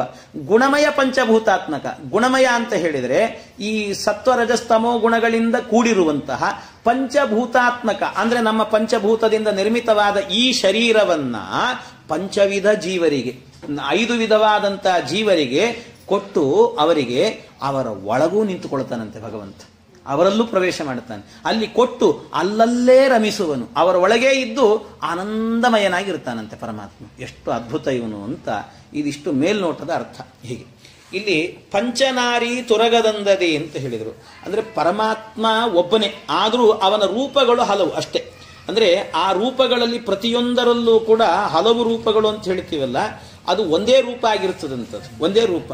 ಅಂದ್ರೆ ಈ ಉಪನಿಷತ್ತು ಹೇಳ್ತದಲ್ಲ, ಅವನ ರೂಪಗಳಲ್ಲಿ, ಅವನ ಗುಣಗಳಲ್ಲಿ, ಅವನ ಕ್ರಿಯೆಗಳಲ್ಲಿ ಯಾವುದರಲ್ಲೂ ಭೇದ ಇಲ್ಲ. ನಮ್ಗೆ ಯೋಚನೆ ಮಾಡ್ಲಿಕ್ಕೆ ಸಾಧ್ಯ. ನೇಹನ ನಾಸ್ತಿ ಕಿಂಚನ, ಏನೇನು ಇಲ್ಲ ಅವನಲ್ಲಿ, ಭೇದ ಎನ್ನುವಂತಹದ್ದೇ ಇಲ್ಲ ಅಂತ ಹೇಳ್ತದೆ. ಹಾಗೆ ಸರ್ವಾಂಗಗಳಲ್ಲೂ ಕೂಡ ಪರಮಾತ್ಮನನ್ನ ಅವನ ರೂಪಗಳಲ್ಲಿ ಚಿಂತನೆ ಮಾಡಬೇಕು, ಭೇದ ಎನ್ನುವುದು ಇಲ್ಲ ಅಂತ. ಅದಕ್ಕೆ ದೃಷ್ಟಾಂತ ಕೊಟ್ಟದ್ದು ಯಾವುದು ಅಂದ್ರೆ ಪಂಚನಾರಿ ತುರಗದಂದದಿ ಅಂತ ಹೇಳಿದರು. ಈ ಪಂಚನಾರಿ ತುರಗದಂದದಿ ಅಂದ್ರೆ ತುರಗ ಅಂತ ಹೇಳಿದ್ರೆ ಕುದುರೆ ಅಂತ ಅರ್ಥ. ಪಂಚನಾರಿ ತುರಗ ಅಂತ, ಇದು ಪಂಚನಾರಿ ತುರಗ ಅಂತ ಹೇಳಿದ್ರೆ ಅದು ಹೇಗಿರುತ್ತೆ ಅಂತಂದ್ರೆ, ಈ ನೀವು ಎಲ್ಲಾದ್ರೂ ಒಂದು ಸರ್ತಿ ಪಂಚನಾರಿ ತುರಗ ಅಂತ ಈ ಗೂಗಲ್ ಅಲ್ಲಿ ನೀವು ಟೈಪ್ ಮಾಡಿದ್ರೆ ಆಗ ಒಂದು ಚಿತ್ರ ಬರ್ತದೆ ನಿಮಗೆ. ಅದರಲ್ಲಿ ಈ ಇಂಟರ್ನೆಟ್ ಅಲ್ಲಿ ಗೂಗಲ್ ಅಲ್ಲಿ ಟೈಪ್ ಮಾಡಿದ್ರೆ ಅದು ಸಿಗ್ತದೆ, ಚಿತ್ರ ಸಿಗ್ತದೆ. ಪಂಚನಾರಿ ತುರಗ ಅಂತ, ಅದೊಂದು ಕುದುರೆ ಇರ್ತದೆ. ಅದು ಕುದುರೆ ಅಂತ ನಿಂತೆ, ಅದು ನೀವು ದೂರದಿಂದ ಇಷ್ಟು ದೂರದಲ್ಲಿ ಇಟ್ಟುಕೊಂಡು ಅದನ್ನು ನೋಡಿದ್ರಿ ಅಂತ ಆದ್ರೆ, ಆ ಫೋಟೋ ನೋಡಿದ್ರೆ ನಿಮಗೆ ಆ ಕುದುರೆಯ ಚಿತ್ರ ಕಾಣಿಸುತ್ತೆ, ಸಮಗ್ರವಾದಂಥ ಒಂದು ಕುದುರೆ ಚಿತ್ರ ಎನ್ನುವಂತಹದ್ದು ಕಾಣಿಸುತ್ತೆ. ಆದರೆ ನೀವು ಅದನ್ನು ಹತ್ತಿರಕ್ಕೆ ತಂದು ನಿಧಾನವಾಗಿ ಗಮನಿಸ್ತಾ ಹೋಗ್ರಿ. ನೀವು ನಿಧಾನವಾಗಿ ಗಮನಿಸ್ತಾ ಹೋದರೆ ಅದು ಏನಾಗಿರುತ್ತೆ ಅಂತ ಹೇಳಿದ್ರೆ, ಸರ್ವಾವಯವಗಳಲ್ಲೂ ಕೂಡ ಪಾದವನ್ನು ನೋಡಿ ಒಬ್ಬ ನಾರಿ, ಒಬ್ಬ ಹೆಣ್ಣು ಭರತನಾಟ್ಯದ ಭಂಗಿಯಲ್ಲಿ ನಿಂತಿರ್ತಾಳೆ. ನೀವು ಇನ್ನೊಂದು ಹಿಂದಿನ ಪಾದವನ್ನು ನೋಡಿ, ಅಲ್ಲೂ ಕೂಡ ಒಬ್ಬ ಹೆಣ್ಣು ಭರತನಾಟ್ಯದ ಭಂಗಿಯಲ್ಲಿ ನಿಂತಿರ್ತಾಳೆ. ಇನ್ನು ಅಡ್ಡವಾಗಿರುವಂತ ದೇಹವನ್ನು ನೋಡ್ರಿ, ಅಲ್ಲೂ ಕೂಡ ಭರತನಾಟ್ಯದ ಭಂಗಿಯಲ್ಲಿ ನಿಂತಿರ್ತಾಳೆ. ತಲೆಯನ್ನು ನೋಡಿ, ಅಲ್ಲೂ ಭರತನಾಟ್ಯದ ಭಂಗಿಯಲ್ಲಿ, ಬಾಲವನ್ನು ನೋಡಿ, ಹೀಗೆ 5 ಕಡೆಯಲ್ಲೂ ಕೂಡ ಒಬ್ಬ ಹೆಣ್ಣು ಭರತನಾಟ್ಯದ ಭಂಗಿಯಲ್ಲಿ ನಿಂತಿರ್ತಾಳೆ. ಆದ್ರೆ ದೂರದಿಂದ ನೋಡಿದರೆ ಮಾತ್ರ ಅದು ಏನಾಗಿರುತ್ತದೆ, ಒಂದು ಕುದುರೆಯಂತೆ ಒಂದೇ ಕುದುರೆ ಅಂತ ಕಾಣಿಸುತ್ತೆ. ಆದ್ರೆ ಎಲ್ಲ ಕಡೆಯಲ್ಲೂ ಕೂಡ ಅವಯವಗಳಲ್ಲಿ ಒಂದೊಂದು ಹೆಣ್ಣಿನ ರೂಪ, ಆ ಹೆಣ್ಣಿನ ರೂಪ ಎಲ್ಲ ಒಂದೇ ಹೆಣ್ಣು ಅಂತ ಇಟ್ಕೊಂಡ್ಬಿಡ್ರಿ ನೀವು. ಹಾಗೆ ಭಗವಂತನೂ ಕೂಡ ಹೇಗೆ ಅಂತ ಹೇಳಿದ್ರೆ, ಸಮಗ್ರವಾಗಿ ದೂರದಿಂದ ನೋಡಿದಾಗ ಅವನು ಒಂದೇ, ಪರಮಾತ್ಮ ಒಂದೇ. ಅವನ ಅವಯವಗಳೇನಿದ್ದಾವಲ್ಲ, ಅವನ ಅವಯವಗಳು ಅಂತಂದ್ರೆ ಬೇರೆ ಏನೇನೋ ತಿಳ್ಕೊಬೇಡಿ. ಅವಯವಗಳು ಅಂತ ಹೇಳಿದ್ರೆ ನಾಲಿಗೆ ನರಸಿಂಹ ಅಂತ ತಿಳ್ಕೊಳ್ರಿ, ಮೂಗು ಅಂತ ಹೇಳಿದ್ರೆ ಕೂರ್ಮ ಅಂತ ತಿಳ್ಕೊಳ್ರಿ. ಹೀಗೆ ಒಂದೊಂದು ಅವಯವಗಳು ಕೂಡ ಭಗವಂತನದ್ದೇ ರೂಪಗಳೆಲ್ಲವೂ ಕೂಡ ಪರಮಾತ್ಮನದ್ದೇ. ಹಾಗಾಗಿ ಪಂಚನಾರಿ ತುರಗದಂದದಿ ಪಂಚರೂಪಾತ್ಮಕನು, ಅವನು ಪಂಚರೂಪಾತ್ಮಕ ಭಗವಂತ. ತಾ ಷಟ್ಪಂಚರೂಪವ ಧರಿಸಿ, ಆದ್ರೆ ಅವನೇ ಆ 30 ರೂಪಗಳನ್ನು ಧರಿಸಿ ತತ್ತನ್ನಾಮದಿಂ ಕರೆಸಿ, ಆಯಾಯ ನಾಮಗಳಿಂದಾಗಿ ಕರೆಸಿಕೊಳ್ತಾನಂತೆ ಪರಮಾತ್ಮ. ಹಾಗೆ ಕರೆಸಿಕೊಂಡು ಭಗವಂತ ಪಂಚಪಾವಕ ಮುಖದಿ, ಈ ಪಂಚಪಾವಕ ಅಂದ್ರೆ ಅಗ್ನಿಗಳಲ್ಲಿ ಹಿಂದೆ ಹೇಳಿದಂತೆ ಜನನಿ ಪಿತ ಭೂ ವಾರಿದಾಂಬರ ಅಂತ ಹೇಳಿದಂತೆ ಅವುಗಳಲ್ಲೆಲ್ಲ ಕಡೆಯಲ್ಲೂ ಕೂಡ ಭಗವಂತನನ್ನ ನಾರಾಯಣಾದಿ ರೂಪಗಳನ್ನೆಲ್ಲವನ್ನು ಕೂಡ, ನಾರಾಯಣ, ವಾಸುದೇವ, ಸಂಕರ್ಷಣ, ಪ್ರದ್ಯುಮ್ನ, ಅನಿರುದ್ಧ ಅನ್ನುವಂಥ ರೂಪಗಳನ್ನ, ಇನ್ನು ಅದರ ಜೊತೆಗಾಗಬೇಕಾದ್ರೆ ಮತ್ತೆ ನಾರಾಯಣ ಇತ್ಯಾದಿ ರೂಪಗಳನ್ನೆಲ್ಲವನ್ನು ಕೂಡ, ಹೀಗೆ ಒಟ್ಟು 30 ರೂಪಗಳನ್ನು ಕೂಡ ಅವನಲ್ಲಿ ಇದನ್ನೆಲ್ಲ ಚಿಂತನೆ ಮಾಡಬೇಕಂತೆ. ಈ ರೀತಿಯಲ್ಲಿ ಚಿಂತನೆ ಮಾಡಿಕೊಂಡು ಪರಮಾತ್ಮನನ್ನ ಅವನೇನ್ ಮಾಡ್ತಾನೆ, ಈ ರೂಪಗಳೆಲ್ಲ ಇದ್ದುಕೊಂಡು ಗುಣಮಯ ಪಂಚಭೂತಾತ್ಮಕ ಶರೀರವ ಅಂತ. ಜನನಿ ತಾನು ಪ್ರಸವವನ್ನ ಮಾಡಿಕೊಳ್ಳುವ ಅಂದ್ರೆ ಪ್ರಸವ ಕಾಲದಲ್ಲಿ ಆಗಬೇಕಾದ್ರೆ ಈ ಪಾಂಚಭೌತಿಕವಾದಂಥ ಪ್ರಕೃತಿಯ ತ್ರಿಗುಣಗಳಿಂದಾಗಿ, ಗುಣತ್ರಯಗಳಿಂದಾಗಿ ಕೂಡಿರುವಂತಹ ಒಂದು ಶರೀರ ಎನ್ನುವಂಥದ್ದು. ಆದರೆ ಅವನು ಸಾತ್ವಿಕ ಜೀವ ಅಂತ ಆಗಿದ್ರೆ ಅದರಲ್ಲಿ ಸತ್ವಗುಣ ಎನ್ನುವಂಥದ್ದು ಜಾಸ್ತಿ ಇರುತ್ತೆ ಅಷ್ಟೆ. ರಾಜಸ ಅಂದ್ರೆ ರಜೋಗುಣ ಇರುತ್ತದೆ, ತಾಮಸ ಅಂದ್ರೆ ತಮೋಗುಣ. ಹೀಗೆ ಆಯಾಯ ಗುಣಗಳಿಂದಾಗಿ ಆಯಾಯ ಶರೀರ ಎನ್ನುವಂಥದ್ದು ಬರುತ್ತದೆ. ಹೀಗೆ ಪಂಚವಿಧ ಜೀವರಿಗೆ ಕೊಟ್ಟು ಅಂತ, ಪಂಚವಿಧ ಜೀವರಿಗೆ 5 ವಿಧವಾಗಿರುವಂತ ಜೀವರಿಗೆ ಇದನ್ನೆಲ್ಲ ಕೊಡ್ತಾನಂತೆ ಪರಮಾತ್ಮ. ಯಾರದು 5 ವಿಧವಾದಂತ ಜೀವರು ಅಂದ್ರೆ ದೇವಋಷಿ ಪಿತೃಪ ನರಾಹ ಅಂತ ಹೇಳ್ತಾರೆ. ದೇವಋಷಿ ಪಿತೃಪ ನರಾಹ ಅಂದ್ರೆ ದೇವಋಷಿ ಅಂದ್ರೆ ದೇವತೆಗಳು, ಋಷಿಗಳು, ಪಿತೃಗಳು ಮತ್ತು ಚಕ್ರವರ್ತಿಗಳು, ಮನುಷ್ಯೋತ್ತಮರು ಅಂತ. ಹೀಗೆ 5 ವಿಧವಾಗಿರುವಂತ ಜೀವರು ಅಂತ ಹೇಳಿದ್ದಾರೆ. 5 ವಿಧವಾಗಿರುವಂತ ಜೀವರು. ಈ 5 ವಿಧವಾಗಿರುವಂತ ಏನು ಜೀವರಿದ್ದಾರೆ ಆ ಜೀವರಿಗೆಲ್ಲರಿಗೂ ಕೂಡ ಅವರ ಶರೀರವನ್ನು ಕೊಡ್ತಾನಂತೆ ಪರಮಾತ್ಮ. ಅವರವರ ಶರೀರವನ್ನ ಕೊಟ್ಟು ಅವರವರಿಗೆ ಅನುಗ್ರಹವನ್ನ ಮಾಡುತ್ತಾನೆ ಭಗವಂತ ಅಂತ. ಆದರೆ ಇಲ್ಲಿ ಹೇಳುವಾಗ ಇನ್ನೊಂದು ಏನಂತ ಹೇಳ್ತಾರಂದ್ರೆ, ಇದರ ಜೊತೆಗೆ ಮತ್ತೊಂದು ದೇವಋಷಿ ಪಿತೃಪ ನರಾಹ ಅಂತ ಹೇಳಿದ್ರು. ಒಂದು ದೇವಋಷಿ ಪಿತೃಪ ನರಾಹ ಅಂದ್ರೆ ಮನುಷ್ಯೋತ್ತಮರು ಅಂತ. ಈ ಚಕ್ರವರ್ತಿಗಳು ಕೂಡ ಮನುಷ್ಯರಲ್ಲೇ ಸೇರ್ತಾರೆ ಅಂತ ಇಟ್ಕೊಂಡು. ಆದರೆ ಅದಕ್ಕೆ ಕೆಲವರು ಏನ್ ಮಾಡಿದ್ದಾರೆ ಅಂದ್ರೆ, ಇದರಲ್ಲಿ ಇಲ್ಲಿ ಭಾಗವತದಲ್ಲಿ ವಿಜಯಧ್ವಜ ಸ್ವಾಮಿಗಳು ಈ ಸೃಷ್ಟಿಯ ವ್ಯಾಖ್ಯಾನವನ್ನು ಮಾಡ್ತಾ ಇರುವಾಗ ಅಲ್ಲಿ ಏನ್ ಮಾಡ್ತಾರೆ ಅಂದ್ರೆ ರಾಕ್ಷಸರನ್ನು ಕೂಡ ಇಟ್ಟುಕೊಳ್ತಾರೆ. ಹಾಗಾಗಿ ರಾಕ್ಷಸರನ್ನು ಸೃಷ್ಟಿ ಮಾಡತಕ್ಕಂಥದ್ದು ಕೂಡ ಅದರಿಂದ ಭಾಗವತಕ್ಕೆ ಅನುಗುಣವಾಗಿ ಇಟ್ಟುಕೊಳ್ಬೇಕು ಅಂತ ಹೇಳಿಬಿಟ್ಟು ವ್ಯಾಸದಾಸ ಸಿದ್ಧಾಂತ ಕೌಮುದಿ ಅಂದ್ರೆ ಜಮಖಂಡಿ ವಾದರಾಜಾಚಾರ್ಯ ಆ ರೀತಿಯಲ್ಲಿ ವ್ಯಾಖ್ಯಾನವನ್ನು ಮಾಡ್ತಾರೆ. ಅದನ್ನು ಇಟ್ಟುಕೊಳ್ಳ್ರಿ ಅಂತ ಹೇಳಿಬಿಟ್ಟು ಅಂತೂ ಇಲ್ಲಿ 5 ವಿಧವಾದಂಥ ಜೀವರನ್ನು ಸೃಷ್ಟಿ ಮಾಡುತ್ತಾನೆ ಪರಮಾತ್ಮ ಅಂತ ಹೇಳಿದ್ದಾರೆ. ಹೀಗೆ 5 ವಿಧವಾದಂಥ ಜೀವರನ್ನು ಸೃಷ್ಟಿ ಮಾಡೋದು ಪರಮಾತ್ಮ. ಇನ್ನು ಇದು ಆದ ನಂತರ ಮತ್ತೆ ಮುಂದೆ ಆಗಬೇಕಾದ್ರೆ ಈ ಭಗವಂತನ ರೂಪಗಳಲ್ಲಿ ಇನ್ನೂ ಚಿಂತನೆ ಮಾಡತಕ್ಕಂಥದ್ದು.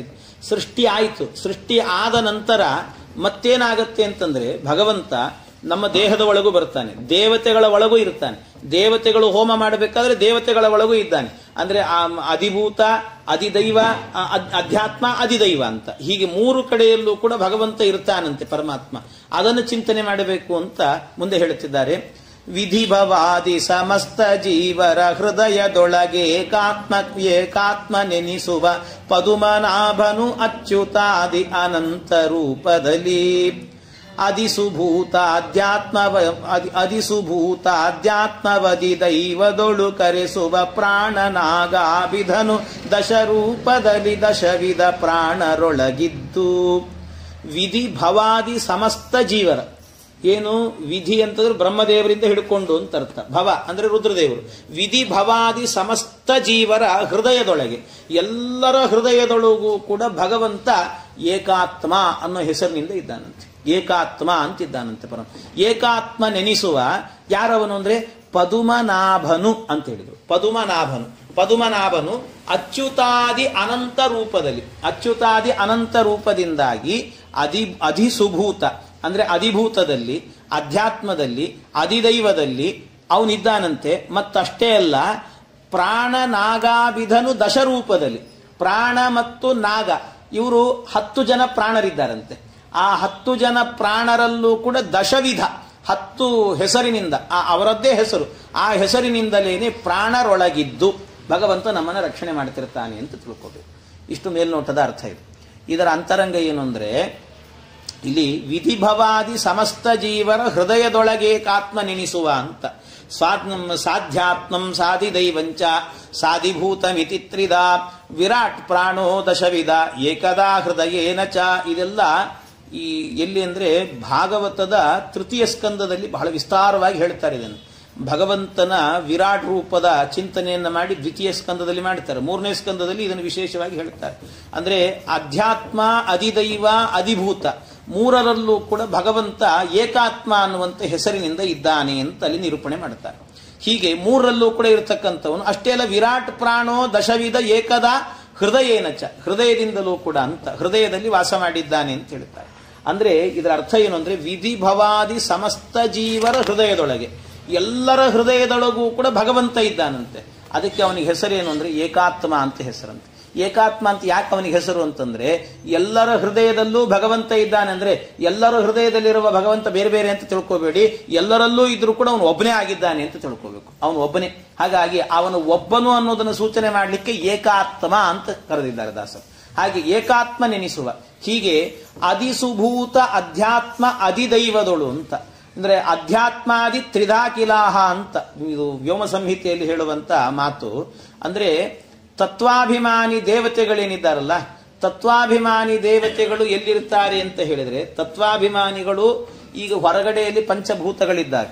ಆ ಹೊರಗಡೆ ಇರುವಂತ ಏನು ಪಂಚಭೂತಗಳಿದ್ದಾವೆ ಅಲ್ಲೂ ತತ್ವಾಭಿಮಾನಿ ದೇವತೆಗಳಿದ್ದಾರೆ. ಅದು ಅವರಿಗೆ ಅಧಿಭೂತ ಸ್ಥಾನ ಅಂತ ಕರೆಸಿಕೊಳ್ಳುತ್ತೆ. ಅಧಿಭೂತ ಸ್ಥಾನ. ಇನ್ನು ಅದಲ್ಲದೇನೆ ಅಧ್ಯಾತ್ಮ ಅಂತ ಹೇಳಿದ್ರೆ ನಮ್ಮ ದೇಹ ಎನ್ನುವುದು ಕೂಡ ಪಂಚಭೂತದಿಂದಲೇ ನಿರ್ಮಾಣವಾದದ್ದು. ಇಲ್ಲಿದ್ದಾರೆ ಇಲ್ಲ ತತ್ವಾಭಿಮಾನಿ ದೇವತೆಗಳು, ಇಲ್ಲೂ ಇದ್ದಾರೆ. ಹಾಗಾಗಿ ಇದು ಅಧ್ಯಾತ್ಮದಲ್ಲಿ ಇರುವಂತ, ಇದು ಅಧ್ಯಾತ್ಮ ಸ್ಥಾನ ಅಂತ ಕರೀತಾರೆ. ಇದು ಅಲ್ಲದೇನೆ ಅಧಿದೈವ ಅಂತ ಹೇಳಿದ್ರೆ ದಿವ್ಯವಾದ ದೇಶ, ಅಂದ್ರೆ ಅದು ಅಧಿದೈವ ಅಂತ ಹೇಳಿದ್ರೆ ಇಲ್ಲಲ್ಲದೇನೆ ಮೇಲೆ ಸ್ವರ್ಗಾದಿ ಲೋಕಗಳು, ಅಲ್ಲಿ ಅವರೇ ಸ್ವತಂತ್ರವಾಗಿರುವಂತಹ ರೂಪಗಳು. ಹೀಗೆ ಮೂರು ಕಡೆಯಲ್ಲೂ ಕೂಡ ತತ್ವಾಭಿಮಾನಿ ದೇವತೆಗಳಿರ್ತಾರೆ.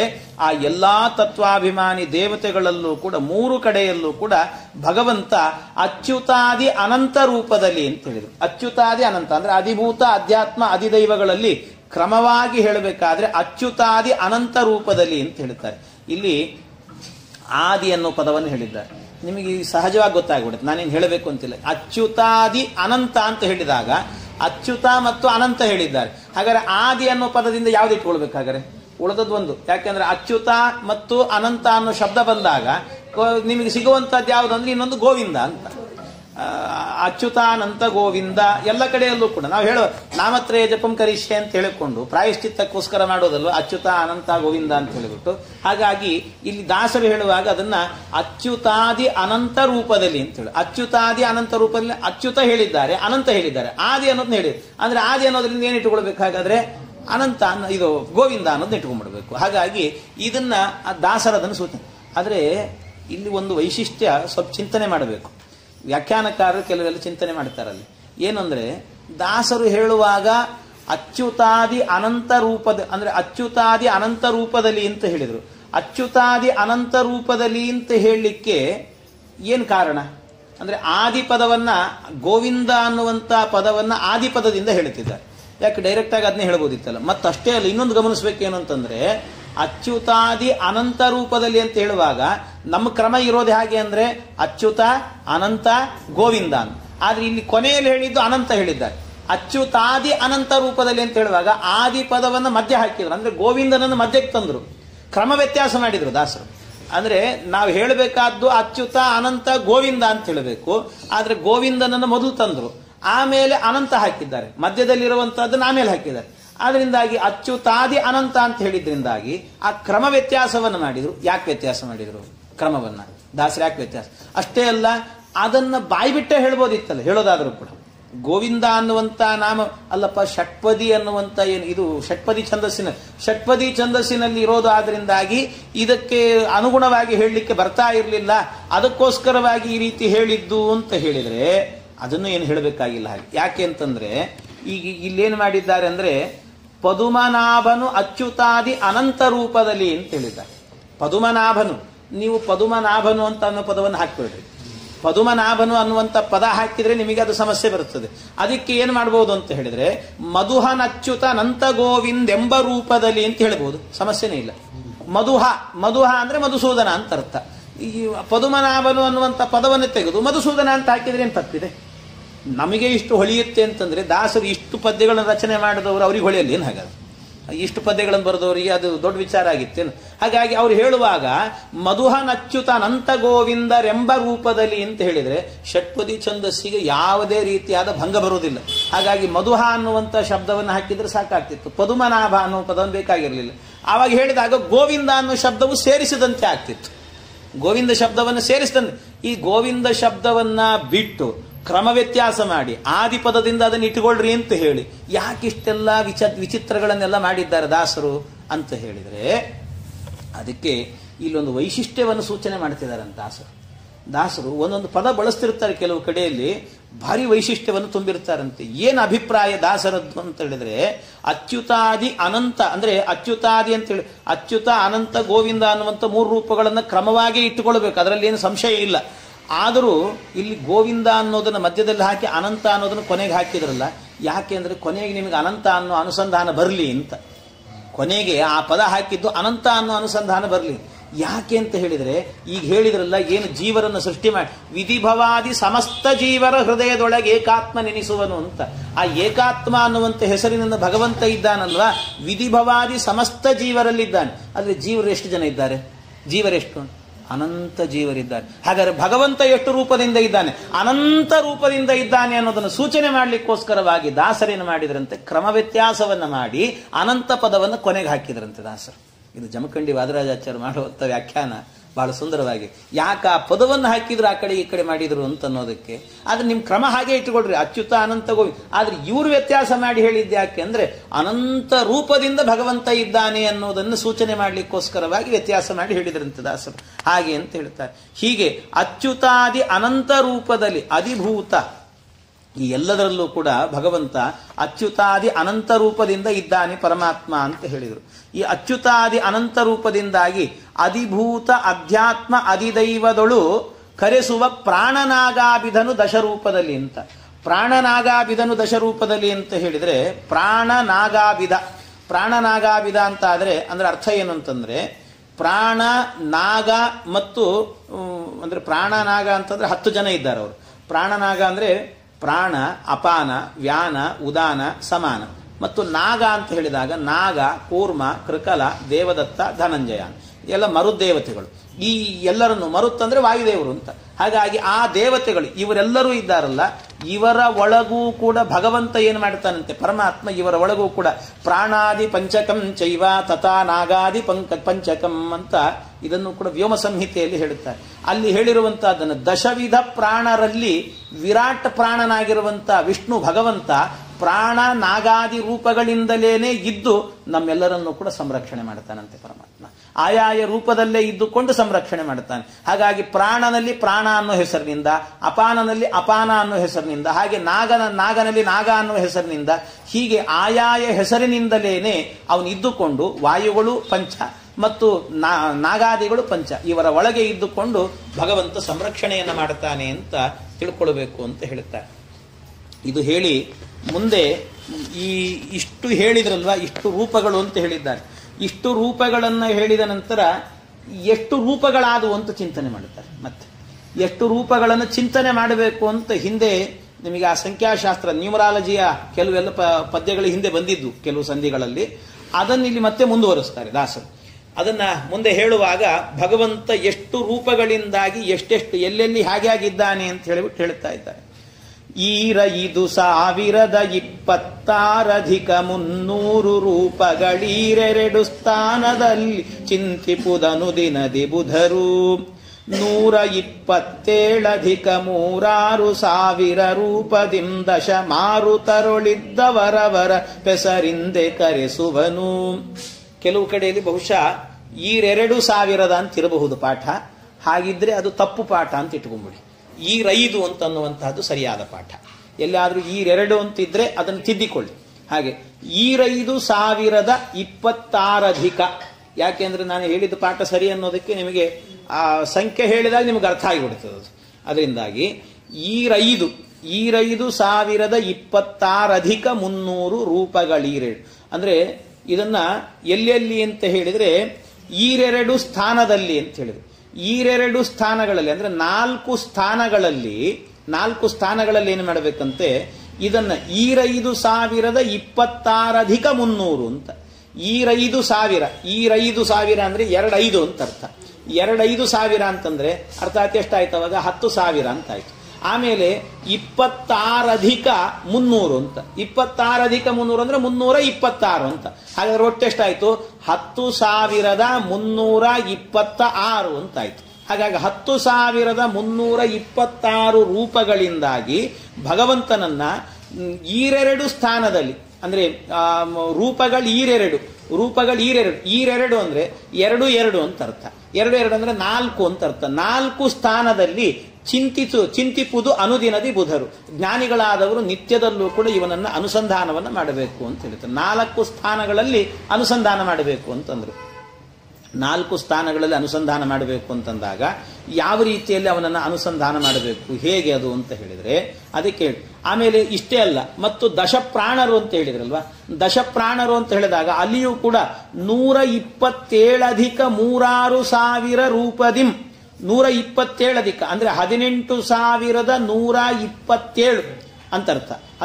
ಯಾಕೆಂದ್ರೆ 127 ಅಧಿಕ 127 ಅನ್ನೋದು ಮೊದಲೇ ಹಾಕಿಬಿಟ್ಟಿದ್ದಾರೆ, ಅಧಿಕ ಅದನ್ನಿಟ್ಟುಕೊಳ್ರಿ. ಆಮೇಲೆ ಮುಂದೆ ಹೇಳಿದ್ದು 3,6,000 ಅಂತ, 3,6,000 ಅಂತ. 3,6,000 ಅಂದ್ರೆ ಅದನ್ನೇ ಮಾಡಬೇಕು ಗುಣಾಕಾರ ಅಂದ್ರೆ 6 3 ಅಂತ ಇಟ್ಕೊಳ್ಬೇಕು ನೀವು. 6 ಮೂರ್ಲೆ ಅಂತ 3 6 ಅಂತ ಹೇಳಿದ್ರಿಂದ ಅದರಿಂದ 6 ಮೂರ್ಲೆ ಅಂದ್ರೆ 18 ಅಂತ ಆಯ್ತು. ಹಾಗಾದ್ರೆ 18,000 ಅಂತ ಆಯ್ತು. ಹಾಗಾದ್ರೆ ಮೊದಲು ಹೇಳಿದ್ದು 127 ಅಧಿಕ ಮತ್ತು 18,000. ಹಾಗಾದ್ರೆ 18,127 ಅಂತಾಯ್ತು. ಇಷ್ಟು ರೂಪಗಳಿಂದಾಗಿ ಪ್ರಾಣಾದಿಗಳಿದ್ದಾರಲ್ಲ ಅವರಲ್ಲೆಲ್ಲರಲ್ಲೂ ಕೂಡ ಅಷ್ಟು ರೂಪದಿಂದ ಭಗವಂತ ಇದ್ದಾನೆ ಅಂತ ಚಿಂತನೆ ಮಾಡಬೇಕು ಅಂತ ಹೇಳ್ತಾರೆ. ಅಷ್ಟು ರೂಪಗಳಿಂದ ಇದು ನಮ್ಮ ಸಂರಕ್ಷಣೆ ಮಾಡ್ತಿದ್ದಾನೆ ಅಂತ.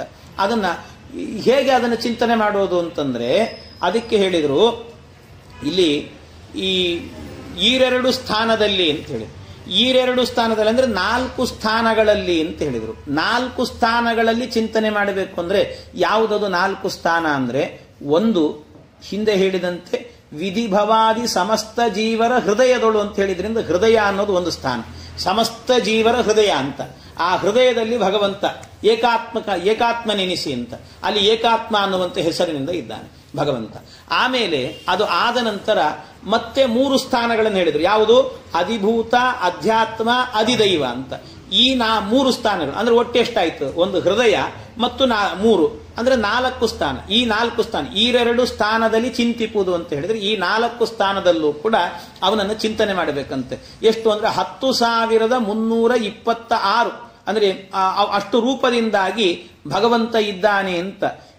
ಇದನ್ನೆಲ್ಲವನ್ನು ಕೂಡ ಶಾಸ್ತ್ರದಲ್ಲಿ ಹೇಳಿರೋದನ್ನೇ ಸಂಗ್ರಹ ಮಾಡ್ತಾರೆ ದಾಸರು. 10,000 ಸಂಯುಕ್ತಂ ಷಡ್ವಿಂಶತ್ಯಕಂ ಶತಂ ತ್ರಾತ್ಮಕಂ ಚಾದಿಭೂತಾದಿ ಚತುಸ್ಥಾನಗತೋ ಹರಿಹಿ. ಚತುಸ್ಥಾನಗತೋ ಹರಿ, 4 ಸ್ಥಾನದಲ್ಲಿ ಇರತಕ್ಕಂಥ ಪರಮಾತ್ಮ ಇವನು ಅಂತ. 4 ಸ್ಥಾನಗಳಲ್ಲೂ ಕೂಡ 10,326 ರೂಪಗಳಿಂದ ಇದ್ದಾನೆ ಅಂತ ಚಿಂತನೆ. ಅದು ಹೇಗೆ ಚಿಂತನೆ ಮಾಡಬೇಕು ಅಂತಂದ್ರೆ ನೋಡಿ, ಏಕಾತ್ಮ, ಹೃದಯದಲ್ಲಿ ಏಕಾತ್ಮ ಅಂತಿದ್ದಾನೆ ಪರಮಾತ್ಮ. ಏಕಾತ್ಮ ಅನ್ನುವಂಥ ಹೆಸರಿನಿಂದ ಭಗವಂತ ಇದ್ದಾನೆ ಅಂದ್ರೆ ಏಕಾತ್ಮ. ಏಕಾತ್ಮ ಅಂತಂದ್ರೆ ಹಾಗಾದ್ರೆ ಏಕಾತ್ಮ 3 ಅಕ್ಷರಗಳಿಲ್ಲಿ. ಅದರಲ್ಲಿ ಎ ಅಂತಿದೆ ಅಕ್ಷರ. ಎ ಅನ್ನುವಂಥ ಅಕ್ಷರ 11 ಅಲ್ವಾ? ಎ ಅನ್ನುವಂಥದ್ದು 11ನೇ ಸ್ವರಾಕ್ಷರದಲ್ಲಿ 11ನೇ ಅಕ್ಷರ ಆಗುತ್ತೆ. ಹಾಗಾಗಿ ಎ ಅಂತ ಹೇಳಿದ್ರೆ ಅದು ಸ್ವರಾಕ್ಷರ 11 ಅಂತ ಸಂಖ್ಯೆ ಇಟ್ಟುಕೊಳ್ಬೇಕು.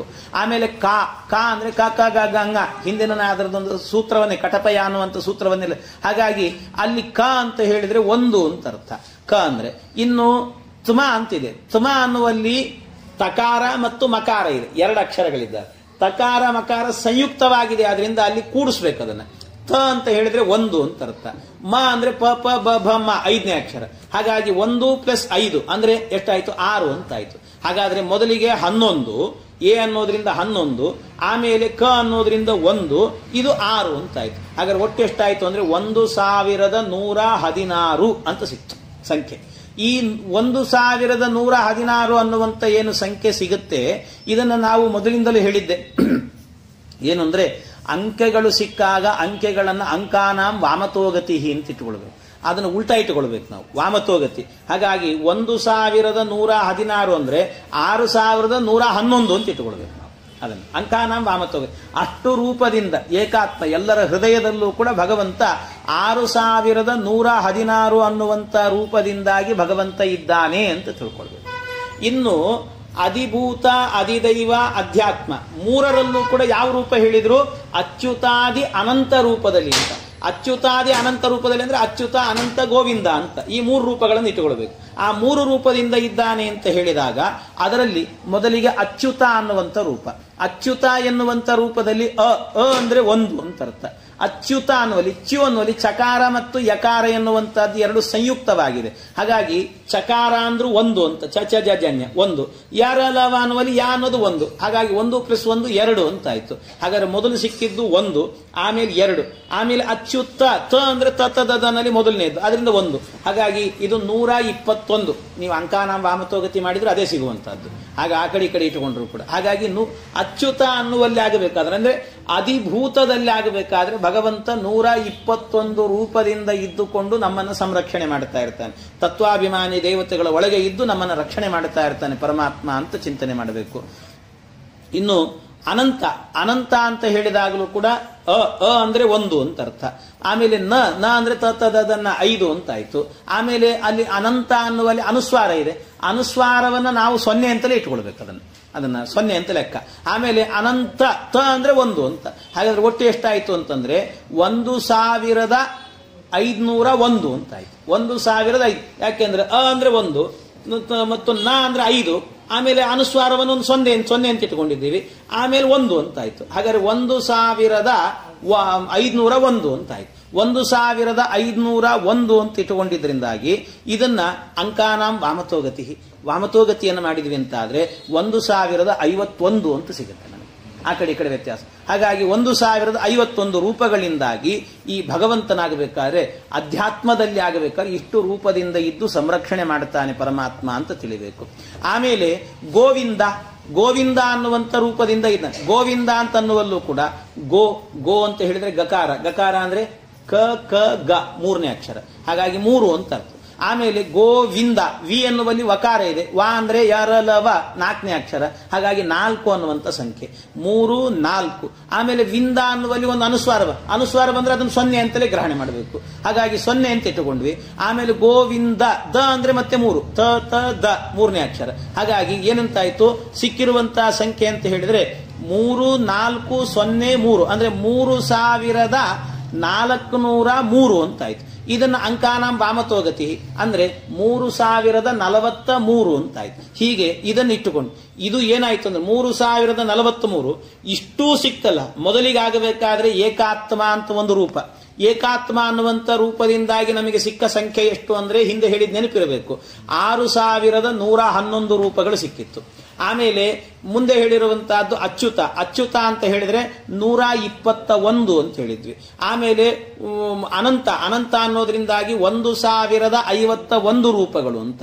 ಆಮೇಲೆ ಗೋವಿಂದ ಅಂತ ಹೇಳಿದ್ರೆ 3043 ರೂಪ. ಇಷ್ಟನ್ನು ನೀವು ಪ್ಲಸ್ ಮಾಡ್ತಾ ಹೋದ್ರಿ ಅಂತ ಆದ್ರೆ ನಿಮಗೆ ಸಿಗುವ ಸಂಖ್ಯೆ ಎಷ್ಟು ಅಂತ ಹೇಳಿದ್ರೆ 10,326 ರೂಪಗಳು. ಅದನ್ನೇ ದಾಸರು ಹೇಳಿದ್ರು, 5,026 ಅಂತ ಹೇಳಿದ್ರು. ಅಂದ್ರೆ 10,000 5,000 ಅಂದ್ರೆ 5,000 ಅಂತ ಅಂದ್ರೆ 10,000. 10,026 ಅಂದ್ರೆ 26 ಜಾಸ್ತಿ ಇಟ್ಟುಕೊಂಡ್ರೆ 300 ಅಂದ್ರೆ 10,326 ರೂಪಗಳಿಂದಾಗಿ ಭಗವಂತ 4 ಜಾಗಗಳಲ್ಲಿ ಇದ್ದಾನೆ ಅಂತ ಅವನನ್ನು ಅನುಸಂಧಾನ ಮಾಡಬೇಕು ಅನ್ನೋದನ್ನ ಅನುಸಂಧಾನವನ್ನು ಕೊಟ್ಟಿದ್ದಾರೆ ದಾಸರು ಈ ರೀತಿ. ಆದ್ರಿಂದ ಈಗ ನಿಮಗೆ ಅರ್ಥ ಆಯ್ತು. ಎಲ್ಲಾದ್ರೂ ಕೂಡ 5 ಅನ್ನೋದು ಬಿಟ್ಟು 2 ಅನ್ನುವಂತ ಪಾಠ ಇದ್ರೆ ಅದು ತಪ್ಪು ಅಂತ ಸ್ಪಷ್ಟ ಆಗತ್ತೆ ನಿಮ್ಗೆ. ಯಾಕೆ ಈ ಸಂಖ್ಯೆ ಸಿಗಬೇಕು ಅಂತ ಆದ್ರೆ 2 ಅಂತ ಇಟ್ಕೊಂಡ್ರೆ ಸಿಗೋದೇ ಇಲ್ಲ ಪಾಠ. ಹಾಗಾಗಿ ಎಲ್ಲಾದ್ರೂ ಆ ರೀತಿ ಪುಸ್ತಕದಲ್ಲಿ ಪಾಠ ಇದೆ, 1-2 ಪುಸ್ತಕದಲ್ಲಿ ನನಗೆ ಪಾಠ ಸಿಕ್ಕಿತ್ತು 2 ಅಂತ. ನಿಮ್ಮ ಪುಸ್ತಕದಲ್ಲಿ ಇದೆಯಾ? ಅದು ತಪ್ಪು, ಅದು 2 ಅಂತಿದ್ರೆ ತಪ್ಪು. ಹಾಗಾಗಿ ಈ ರೀತಿ 5 ಅನ್ನುವಂಥ ಪಾಠವನ್ನು ಇಟ್ಟುಕೊಳ್ಬೇಕು. ಕೆಲವು ಕಡೆ ಪುಸ್ತಕದಲ್ಲಿ ಹಾಗೆ 2 ಅಂತ ಪ್ರಿಂಟ್ ಆಗಿದೆ, ಹಾಗಾಗಿ ಆ ಪ್ರಿಂಟ್ ಅನ್ನು ಸ್ವಲ್ಪ ಸರಿ ಮಾಡಿಕೊಳ್ಬೇಕು. ಇಲ್ಲದಿದ್ರೆ ಯಾಕೆಂದ್ರೆ ಸಂಖ್ಯೆ ನಮಗೆ ಎಷ್ಟು ರೂಪಗಳು ಹೇಳಿದ್ದಾರೆ ವ್ಯೋಮ ಸಂಹಿತೆಯಲ್ಲಿ ಹೇಳಿದ್ದಕ್ಕೂ ಕೂಡ ಅನುಗುಣವಾಗಿ ಸಿಗೋದಿಲ್ಲ ನಮಗೆ. 2 ಅಂತ ಇಟ್ಕೊಂಡ್ಬಿಟ್ರೆ 2 4 ಅಂತ ಆಯ್ತು. 2 ಅಂದ್ರೆ 4 ಅಂದ್ರೆ 4,000. 2,000 ಅಂತಂದ್ರೆ 4,326 ಅಂತ ಆಗಿಬಿಡುತ್ತೆ. ನಮಗೆ ಸಿಗಬೇಕಾದ್ದು 10,326 ಸಿಗಬೇಕು. ಆ ಸಂಖ್ಯೆ ಸಿಗಬೇಕು ಅಂದ್ರೆ 5 ಅನ್ನುವಂಥ ಪಾಠವನ್ನೇ ಇಟ್ಟುಕೊಳ್ಬೇಕು ಅದನ್ನ. ಹೀಗೆ ಅದು ನಿಜವಾಗಲೂ ಕೂಡ ಪಾಠ ಹೇಗೆ ಅಂತಂದ್ರೆ 5 ಅಂತ ಹೇಳಿಬಿಟ್ಟು 5 ಅನ್ನೋದನ್ನ ರೈ ಅಂತ ಹೇಳಿಬಿಟ್ಟು ಅಂದ್ರೆ ರೈ ಅಂತ ಹೇಳ್ತೀವಲ್ಲ, ರಕಾರಕ್ಕೆ ಐಕಾರದ ಒತ್ತನ್ನು ಕೊಟ್ಟು 5 ಅಂತ ಹೇಳಬೇಕು. ಆದ್ರೆ ಷಟ್ಪದಿ ಛಂದಸ್ಸಿಗೆ ಅನುಗುಣವಾಗಬೇಕು ಅಂತ ದಾಸರು ಏನು ಮಾಡ್ತಾರೆ, ಅದನ್ನು ಸ್ವಲ್ಪ ಬಿಡಿಸಿ ರೈದು ಅಂತ ಹೇಳ್ತಾರೆ. ಇದು ಅಂತ ರೈದು ಅಂತ 5 ಅಂತ ಅದನ್ನು ಷಟ್ಪದಿ ಛಂದಸ್ಸಿಗೆ ಬೇಕಾದ ರೀತಿಯಲ್ಲಿ ಅನುಗುಣವಾಗಿ ಇಟ್ಟುಕೊಂಡಿದ್ದಾರೆ. ಹಾಗೆ ಇನ್ನು ಇದು ಆದ ನಂತರ 127,306,000 ರೂಪದಿಂ ಅಂತ ಹೇಳಿದರು. 127 ಇದರಲ್ಲೂ ಕೂಡ ಮತ್ತೆ 10 ಪ್ರಾಣರು ಅಂತೇನಿದ್ದಾರೆ, ಆ 10 ಪ್ರಾಣರಲ್ಲೂ ಕೂಡ ಇಷ್ಟು ರೂಪಗಳಿಂದ ಅಂದ್ರೆ 18,127 ರೂಪಗಳಿಂದ ಭಗವಂತ ಇದ್ದಾನೆ ಅಂತ ಚಿಂತನೆ. ಅದನ್ನು ಕೂಡ ಯಾವ ರೀತಿ ಚಿಂತನೆ ಮಾಡಬೇಕು ಅಂದ್ರೆ, ಪ್ರಾಣನಲ್ಲಿ ಪ್ರಾಣ ಅನ್ನೋ ಹೆಸರಿನಿಂದಲೇ ಇದ್ದಾನೆ. ಎಲ್ಲ ಕಡೆಯಲ್ಲಿ ತತ್ತನ್ನಾಮಗಳಿಂದ ಅಂತ ಹೇಳಿಬಿಟ್ಟಿದ್ದಾರೆ. ತತ್ತನ್ನಾಮಗಳಿಂದ ಅಂತ ಹೇಳಿದ್ರಿಂದಾಗಿ ಇಲ್ಲೂ ಕೂಡ ಯಾವ ರೀತಿಯಲ್ಲಿ ಇಟ್ಟುಕೊಳ್ಬೇಕು ಅಂತಂದ್ರೆ, ನೋಡಿ ನಿಮಗೆ ಪ್ರಾಣ ಅಂತ ಹೇಳಿದ್ವಿ. ಪ್ರಾಣ ಅಂತನ್ನುವಲ್ಲಿ ನ ಅಂದ್ರೆ ಪ್ರ ಅನ್ನುವಲ್ಲಿ ಪಕಾರ ಮತ್ತು ರಕಾರ. ಪ ಅಂದ್ರೆ ಮೊದಲನೇ ಅಕ್ಷರ, ಒಂದನೆಯದು ಪ ಪ ಬ ಮ 1. ಮತ್ತು ರಾ ಅಂದ್ರೆ ಯಾ ರ ಎರಡನೇ ಅಕ್ಷರ. ಅಂದ್ರೆ ಇದು ಸಂಯುಕ್ತವಾಗಿದೆ ಅಂದ್ರೆ ಪ್ಲಸ್ ಮಾಡಬೇಕು ಅದನ್ನು. ಹಾಗಾಗಿ 1 + 2 ಅಂದ್ರೆ 3 ಅಂತ ಆಯ್ತು. 3 ಅನ್ನೋ ಸಂಖ್ಯೆ ಪ್ರ ಅನ್ನೋ ಅಕ್ಷರದಿಂದ ಸಿಗುತ್ತೆ. ಆಮೇಲೆ ಣ ಅಂದ್ರೆ ಟ ಟ ಡ ಡ ಣ ಐದನೇ ಅಕ್ಷರ. ಹಾಗಾಗಿ 3 + 3 ಮತ್ತು 5 ಅಂತ. ಹಾಗಾಗಿ 3 5 ಅಂತ ಹೇಳಿದಾಗ 35 ಅಂತ. ಅದನ್ನೇನ್ ಮಾಡಬೇಕು? ವಾಮತೋಗತಿ ಆ ಕಡೆ ಈ ಕಡೆ ಇಟ್ಕೊಳ್ಬೇಕು. ಆ ಕಡೆ ಇಟ್ಕೊಂಡ್ರಿ ಅಂತ ಆದ್ರೆ ನಿಮಗೆ ಎಷ್ಟು 53 ಅಂತ ಸಿಗುತ್ತೆ. 35 ಅನ್ನೋದು 53 ಆಗುತ್ತೆ. ಮೊದಲನೇದು ಪ್ರಾಣ ಅನ್ನೋದ್ರಿಂದಾಗಿ. ಆಮೇಲೆ ಅಪಾನ, ಅಪಾನ ಅಂತನ್ನುವಾಗ ಅ ಪ ಎರಡು ಒಂದೇ ಅಕ್ಷರಗಳು. ಪ ಪ ಬ ಬ ಮ. ಅ ಅನ್ನೋದು 1 1 1 ನ ಅಂದ್ರೆ 5 ಅಂತ ಆಯ್ತು. 5. ಹಾಗಾದ್ರೆ ಅದು 1 1 5 ಅಂದ್ರೆ ನೀವು ಉಲ್ಟಾ ಮಾಡಿಕೊಡ್ರಿ, ಅಂದ್ರೆ 511 ಅಂತ ಆಯ್ತು. ಈ ರೂಪ ಏನು? ವ್ಯಾನ, ವ್ಯಾನ ಅನ್ನುವಲ್ಲಿ ಆಗಬೇಕಾದ್ರೆ ವಿ ಯ ನ ಅಂದ್ರೆ ವಕಾರ ಇದೆ, ಯಕಾರ ಇದೆ. ವಕಾರ ಅಂದ್ರೆ 4ನೇ ಅಕ್ಷರ, ಯಾರ ಲವ, ಹಾಗೆ 4ನೇ ಅಕ್ಷರ. ಯಾ ಅಂದ್ರೆ 1 ಅಂತ. ಅವು ಸಂಯುಕ್ತವಾಗಿದೆ. ಆದ್ರಿಂದಾಗಿ 4 + 1 ಅಂತ ಕೂಡಿಸ್ಬೇಕು. ಅದನ್ನ 5 ಅಂತ ಆಯ್ತು. ನ ಅಂತ ಹೇಳಿದ್ರೆ ಮತ್ತೇನಂತಾಯ್ತು? 5 ಮತ್ತು ನ ಅಂದ್ರೆ 5 ಅಂತ ಆಯ್ತು. ಅದು 55 ಅಂತ. ಹಾಗೆ ಆ ಕಡೆ ಈ ಕಡೆ ಮಾಡಿದ್ರೆ 55 ಸಿಗುವಂತದ್ದು. ಹೀಗೆ ಆ 55 ಎನ್ನುವಂತಹ ರೂಪಗಳು. ಉದಾನ ಅಂತ ಹೇಳಿದಾಗ ಉ ಅಂದ್ರೆ 5ನೇ ಅಕ್ಷರ, ಅ ಅ ಇ ಉ ಅಂತ. ಉ ಅನ್ನೋದು 5ನೇ ಅಕ್ಷರ. 5. ದ ಅಂತ ಹೇಳಿದ್ರೆ ಮತ್ತೆ 3 ಅಂತ ಆಯ್ತು. ನ ಅಂತ ಹೇಳಿದ್ರೆ 5 ಅಂತ ಆಯ್ತು. ಹಾಗಾದ್ರೆ 5 3 5 ಮತ್ತೆ ಆ ಕಡೆ ಈ ಕಡೆ ಮಾಡಿದ್ರೆ ಅಷ್ಟೇ ಸಿಗುತ್ತೆ ನಿಮ್ಗದು. ಹಾಗಾಗಿ 535 ಅಂತ. ಆಮೇಲೆ ಸಮಾನ, ಸಮಾನ ಎನ್ನುವಂತ ಅಲ್ಲಿ ಸಮಾನ ಎನ್ನುವಲ್ಲಿ ಆಗಬೇಕಾದ್ರೆ ಸ ಅಂತ ಹೇಳಿದ್ರೆ 7ನೇ ಅಕ್ಷರ ಸಮಾನ ಅನ್ನೋದು ಸ. ಹಾಗಾಗಿ 7 ಮತ್ತು ಸ ಮ ಅಂದ್ರೆ 5 ಅಂತ. ಯಾಕೆ? ಪಾಪ ಬಾಬ ಮ. ನ ಅಂದ್ರೂ 5 ಅಂತ. ಹಾಗಾದ್ರೆ 755 ಅಂತ ಆಯ್ತು. ಅದನ್ನ ಅಂಕಾನ ವಾಮತೋಗತಿ ಇಟ್ಟುಕೊಂಡ್ರೆ 557 ಅಂತ ಆಯ್ತು. ಹೀಗೆ ಆಮೇಲೆ ನಾಗ, ಕೂರ್ಮ, ಕೃಕಲ, ದೇವದತ್ತ, ಧನಂಜಯ. ನಾಗ, ನಾಗ ಅನ್ನುವಲ್ಲಿ ಆಗಬೇಕಾದ್ರೆ ನ ಅಂತ ಹೇಳಿದ್ರೆ 5 ಅಂತ ಆಯ್ತು. ನಾಗ ಅಂದ್ರೆ ಕ ಕ ಗ 5, ಅದು 3 ಅಂತ ಆಯ್ತು. ಹಾಗಾಗಿ 5 3 ಅದನ್ನು ಉಲ್ಟಾ ಇಟ್ಟುಕೊಂಡ್ರೆ 35 ಅಂತ ಆಯ್ತು. ಇನ್ನು ಕೂರ್ಮ, ಕೂರ್ಮ ಅನ್ನುವಲ್ಲಿ ಆಗಬೇಕಾದ್ರೆ ಕು ಅಂತ ಹೇಳಿದ್ರೆ 1 ಅಂತ ಅರ್ಥ. ಆಮೇಲೆ ಮ ಅಂತ ಹೇಳಿದ್ರೆ 2, ಯಾರ. ಆಮೇಲೆ ಮಾ ಇದೆ, ಮಾ ಅನ್ನೋದು 5. ಹಾಗಾದ್ರೆ ಅದು ಸಂಯುಕ್ತ ಅಕ್ಷರ ಆದ್ರಿಂದ ಎರಡನ್ನು ಕೂಡಿಸ್ಬೇಕು, ಅಂದ್ರೆ 7 ಅನ್ನುವ ಸಂಖ್ಯೆ ಸಿಗುತ್ತೆ. ಹಾಗಾದ್ರೆ 1 + 7 ಅಂದ್ರೆ 17. ಅದನ್ನು ಉಲ್ಟಾ ಮಾಡಿದ್ರೆ 71 ಅಂತ. ಆಮೇಲೆ ಕೂರ್ಮ, ಕೃಕಲ, ಕೃಕಲ ಅಂತ ಹೇಳಿದ್ರೆ ಕೃಕಲ ಅನ್ನುವಲ್ಲಿ ಆಗಬೇಕಾದ್ರೆ ಕ ಮತ್ತೆ ಋ 2 ಅಕ್ಷರಗಳಿದ್ದಾವೆ. ಒಂದು ಕ ಅನ್ನುವಂತಹದ್ದು ಮತ್ತು ಋ ಅನ್ನುವಂತಹದ್ದು. ಅಂದ್ರೆ ಋ ಇವುಗಳಿಗೆ ಒಂದು ಸ್ವರಾಕ್ಷರ ಇದೆ ಮತ್ತು ಇಲ್ಲಿರೋದು ಸ್ವರಾಕ್ಷರ. ನಿಜವಾಗ್ಲೂ ಕೃ ಅನ್ನುವಲ್ಲಿರುವಂತ ಕಕಾರಕ್ಕೆ ಋಕಾರದ ಒತ್ತೋದು ಅದು ಸ್ವರಾಕ್ಷರ. ಆದ್ರೆ ಸ್ವರಕ್ಕೂ ಮತ್ತು ವ್ಯಂಜನಕ್ಕೂ ಕೂಡ ರೇಫ ಇದೆ ಅಲ್ವಾ, ಆ ರೇಫಕ್ಕೂ ಕೂಡ ಅಭೇದವನ್ನ, ಅಂದ್ರೆ ಈ ಭಾಷಾಶಾಸ್ತ್ರಕಾರರು ಅದಕ್ಕೆ ಅಭೇದವನ್ನು ಒಪ್ಪುತ್ತಾರೆ ಕೆಲವು ಕಡೆಯಲ್ಲಿ. ಕೆಲವರು ಅದಕ್ಕೋಸ್ಕರವೇನೆ ಈ ಕನ್ನಡ ಭಾಷೆಯಲ್ಲೆಲ್ಲ ಋಕಾರ ಎನ್ನುವುದೇ ಬೇಡ ಅಂತ ತೆಗೆದುಹಾಕಿದ್ರು ಒಂದು ಕಾಲದಲ್ಲಿ. ಯಾಕೆಂದ್ರೆ ಸಂಯುಕ್ತ ಇದು ಏನು ವ್ಯಂಜನಾಕ್ಷರದಲ್ಲಿ ರಾ ಇದೆ ಅಲ್ವಾ, ರಾಗೇನೆ ಊ ಬರೆದು ಬಿಟ್ರೆ ರು ಆಗತ್ತೆ. ನೀವು ಋಷಿ ಅನ್ನೋದನ್ನು ಅದರಿಂದಲೇ ಹೇಳ್ಬೋದು. ಪ್ರತ್ಯೇಕವಾಗಿ ನೀವು ಋ ಅನ್ನುವಂತ ಒಂದು ಅಕ್ಷರವನ್ನು ಯಾಕೆ ಹೇಳ್ತೀರಿ? ನಮಗೆ ತಂತ್ರಸಾರದಲ್ಲಿ ಋಗಲ್ರು ಚಲ್ ಋಜಿಕರು ಎಲ್ಲ ಹೇಳಿದ್ದಾರೆ. ಮಧ್ವಾಚಾರ್ಯ ಋಗ ಋಷಿ ಇವೆಲ್ಲವೂ ಕೂಡ ನಮಗೇನು ಆ ಭಗವಂತನ ಏಕಪಂಚಾಶತ್ ರೂಪಗಳಿದ್ದಾವೆ. ಆ ರೂಪಗಳಲ್ಲಿ ಇವೆಲ್ಲ ಬರ್ತದೆ ನಮಗೆ. ಹಾಗಾಗಿ ಅದು ಬೇಕು ಆ ಅಕ್ಷರ. ಕೆಲವರೆಲ್ಲ ಕನ್ನಡದಲ್ಲಿ ತೆಗೆದು ಹಾಕಿದ್ರು. ಆ ಕನ್ನಡದಲ್ಲಿ ತೆಗೆದುಹಾಕುವವರ ವಿವಕ್ಷೆ ಏನು ಅಂದ್ರೆ ಅಭೇದ ವಿವಕ್ಷೆ. ಋಕಾರಕ್ಕೂ ರೇಫಕ್ಕೂ ಕೂಡ ಅಭೇದ. ಹಾಗಾಗಿ ಕ ಮತ್ತೆ ಋ ಅನ್ನೋದು ಅಂದ್ರೆ ಕ ಅಂತ ಅನ್ನುವುದು 1 ಅಂತ ಅಕ್ಷರ, ಋ ಅನ್ನೋದು ಯಾರ ರಾ ಇದೆಲ್ಲ ಅಲ್ಲಿಗೆ ಇಟ್ಟುಕೊಂಡು 2 ಅಂತ ಅಕ್ಷರ. ಹಾಗಾಗಿ 1 + 2 3 ಅಂತ ಆಯ್ತು. ಆಮೇಲೆ ಇರುವಂತಹದ್ದು ಕೃ ಕಲ, ಕ ಅಂತ ಹೇಳಿದ್ರೆ ಮತ್ತೇನೆಂದ್ರೆ 1 ಅಂತ ಅರ್ಥ. ಕೃ ಕಲ ಲಾ ಅಂತಂದ್ರೆ ಇಲ್ಲೇನು ಮಾಡಿದ್ದಾರೆ ಅಂದ್ರೆ ದಾಸರು ಲಾ ಅನ್ನೋದಕ್ಕೆ ಲಳಯೋರ್ ಅಭೇದ ಅಂತ, ಲಳಯೋಹ ಅಭೇದ. ಲಾ ಅಂತ ಇಟ್ಕೊಂಡ್ಬಿಟ್ರೆ ನೀವು ಯಾರ ಲ 3 ಅಕ್ಷರ ಸಿಕ್ಬಿಡುತ್ತೆ. ಅದಕ್ಕೆ ಲಕಾರಕ್ಕೂ ಲಕಾರಕ್ಕೂ ಅಭೇದ, ಅಂದ್ರೆ ಕೃಕ ಳ ಅಂತ ಇಟ್ಕೊಂಡಿದ್ದಾರೆ. ನಳ ಅಂತ ಹೇಳ್ತೀವಲ್ಲ, ಹಾಗೆ ಆ ಲಾ ಇಟ್ಕೊಂಡು ಆ ಲಾನ ಇಟ್ಟುಕೊಂಡಿದ್ರಿಂದಾಗಿ ಇಲ್ಲಿ ಏನಾಗುತ್ತೆ ಅಂತ ಹೇಳಿದ್ರೆ ಲಕಾರಕ್ಕೆ ಆ ವಿವಕ್ಷೆಯಿಂದ ಲಾ ಎನ್ನುವುದು 9ನೇ ಅಕ್ಷರವಾಗಿ ಬರ್ತದೆ. 9ನೇದ್ದು ಸ ಶ ಳ ಅಂತ ಳ ಅನ್ನುವಂತಹದ್ದು. ಹಾಗಾಗಿ ಅದು 9ನೇ ಅಕ್ಷರ ಆದ್ರಿಂದ 9 ಅನ್ನುವಂಥ ಸಂಖ್ಯೆಯನ್ನು ಇಟ್ಟುಕೊಳ್ಬೇಕು. ಹೀಗೆ ಇಟ್ಟುಕೊಂಡಾಗ ಒಟ್ಟು ನಮಗೆ ಸಿಗುವಂತಹ ಸಂಖ್ಯೆ ಎಷ್ಟು ಅಂತ ಹೇಳಿದ್ರೆ 3 1 9. 3 1 9 ಅಂದ್ರೆ ಅದನ್ನ ಉಲ್ಟಾ ಮಾಡ್ಕೊಡ್ರಿ 913 ಅಂತ ಆಯ್ತು. ಇದನ್ನು ಕೃಕಳ ಅನ್ನುವಂಥ ಸಂಖ್ಯೆ, ಅದು ಆ ಶಬ್ದದಿಂದ ಸಿಗುವಂಥ ಸಂಖ್ಯೆ. ಅಷ್ಟು ರೂಪದಿಂದ ಭಗವಂತ ಇದ್ದಾನಲ್ಲಿ. ಆಮೇಲೆ ದೇವದತ್ತ ಅಂತಿದೆ. ದೇವದತ್ತ ಧನಂಜಯ. ದೇವದತ್ತ ಅಂತ ಹೇಳಿದಾಗ ದೇ ಅಂತ ಹೇಳಿದ್ರೆ ದಕಾರ ಮೂರನೇದ್ದು ಅಂತ, ದ. ಆಮೇಲೆ ವ ಅಂದ್ರೆ 4 ಅಂತ, ವಕಾರ ಯಾರಲವ. ಆಮೇಲೆ ಮತ್ತೆ ದ ಅನ್ನೋದು ಮೂರನೇದ್ದು. ಆಮೇಲೆ ತ ಅನ್ನುವಲ್ಲಿ 2 ತಾಗಳಿದ್ದಾವೆ ದೇವದತ್ತ ಅಂತ. ಒಂದು ತಾಗೆ ಒಂದು ಅಂತ, ಇನ್ನೊಂದು ತಾಗಿ ಇನ್ನೊಂದು.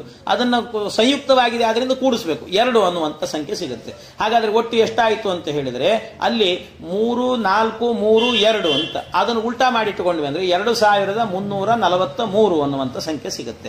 ಧನಂಜಯ ಅನ್ನುವಲ್ಲೂ ಕೂಡ ಧನಂಜಯ ಅಂತ ಹೇಳಿದ್ರೆ ಧ ಅನ್ನೋದು ಮಹಾಪ್ರಾಣ. ಅದು ಹಾಗಾಗಿ 4ನೇ ಅಕ್ಷರ, ಅದು ತ ದ ಧ 4ನೇದ್ದು. ಧನಂಜಯ ಅನ್ನುವಲ್ಲಿ ನ ಅಂತ ಹೇಳಿದ್ರೆ 5, ಆಮೇಲೆ 0 ಇದೆ ಪಕ್ಕದಲ್ಲಿ, ಅದನ್ನು 0ನೇ ಇಟ್ಟುಕೊಳ್ಬೇಕು, ಆ ಅನುಸ್ವಾರವನ್ನು 0 ಮಾಡಿಕೊಳ್ಬೇಕು. ಆಮೇಲೆ ಜ ಅಂತ ಹೇಳಿದ್ರೆ ಚ ಜ 3ನೇ ಅಕ್ಷರ. ಆಮೇಲೆ ಯ ಅನ್ನೋದು 1ನೇ ಅಕ್ಷರ. ಹಾಗಾದ್ರೆ ಒಟ್ಟು ಸಿಕ್ಕಂತ ಸಂಖ್ಯೆ ಎಷ್ಟು ಅಂದ್ರೆ 4, 5, 0, 3, 1. ಅಂದ್ರೆ ಅದನ್ನು ಉಲ್ಟಾ ಮಾಡಿದ್ವಿ ಅಂದ್ರೆ ಎಷ್ಟಾಗತ್ತೆ? 13,054 ಎನ್ನುವಂತ ಸಂಖ್ಯೆ ಸಿಗುತ್ತೆ. ಈ ಸಂಖ್ಯೆ ಏನು ಸಿಕ್ಕಿದೆ ನಮಗೆ, ಸಿಕ್ಕ ಈ ಸಂಖ್ಯೆಯನ್ನೇ ಆಗಬೇಕಾದ್ರೆ ನಾವು ಎಲ್ಲವನ್ನು ಟೋಟಲ್ ಮಾಡ್ತಾ ಬಂದ್ವಿ ಅಂತ ಆದ್ರೆ, ಮೊದಲಿಗೆ ಪ್ರಾಣ ಅನ್ನೋದ್ರಿಂದ 53, ಆಮೇಲೆ ಅಪಾನದಿಂದಾಗಿ 511, ಆಮೇಲೆ ವ್ಯಾನದಿಂದಾಗಿ 55, ಉದಾನನಿಂದಾಗಿ 535, ಆಮೇಲೆ ಸಮಾನನಿಂದಾಗಿ 557, ನಾಗ 35, ಕೂರ್ಮ 71, ಕೃಕಲ ಅವನು ಕೃಕಲ ಅಂತ ಹೇಳಿದ್ರೆ ಅವನಿಗೆ ಹೇಳಿರುವಂತಹದ್ದು 913. ಆಮೇಲೆ ದೇವದತ್ತ ಅಂದ್ರೆ 2343. ಆಮೇಲೆ ಧನಂಜಯ ಅಂತ ಹೇಳಿದ್ರೆ 13,054. ಇದನ್ನೆಲ್ಲವನ್ನು ಕೂಡ ನೀವು ಪ್ಲಸ್ ಟೋಟಲ್ ಮಾಡ್ತಾ ಹೋದ್ರೆ ಸಿಗುವ ಸಂಖ್ಯೆ ಎಷ್ಟು ಅಂತ ಹೇಳಿದ್ರೆ 18,127 ಅನ್ನುವಂಥ ಸಂಖ್ಯೆ ಎನ್ನುವಂತಹದ್ದು ಸಿಗುತ್ತೆ. ಅದನ್ನೇ ದಾಸರು ಹೇಳಿರುವಂತಹದ್ದು 127,36,000 ರೂಪದಿಂ ದಶಮಾರುತರೊಳಿದ್ದವರವರ ಪೆಸರಿಂದ ಕರೆಸುವ.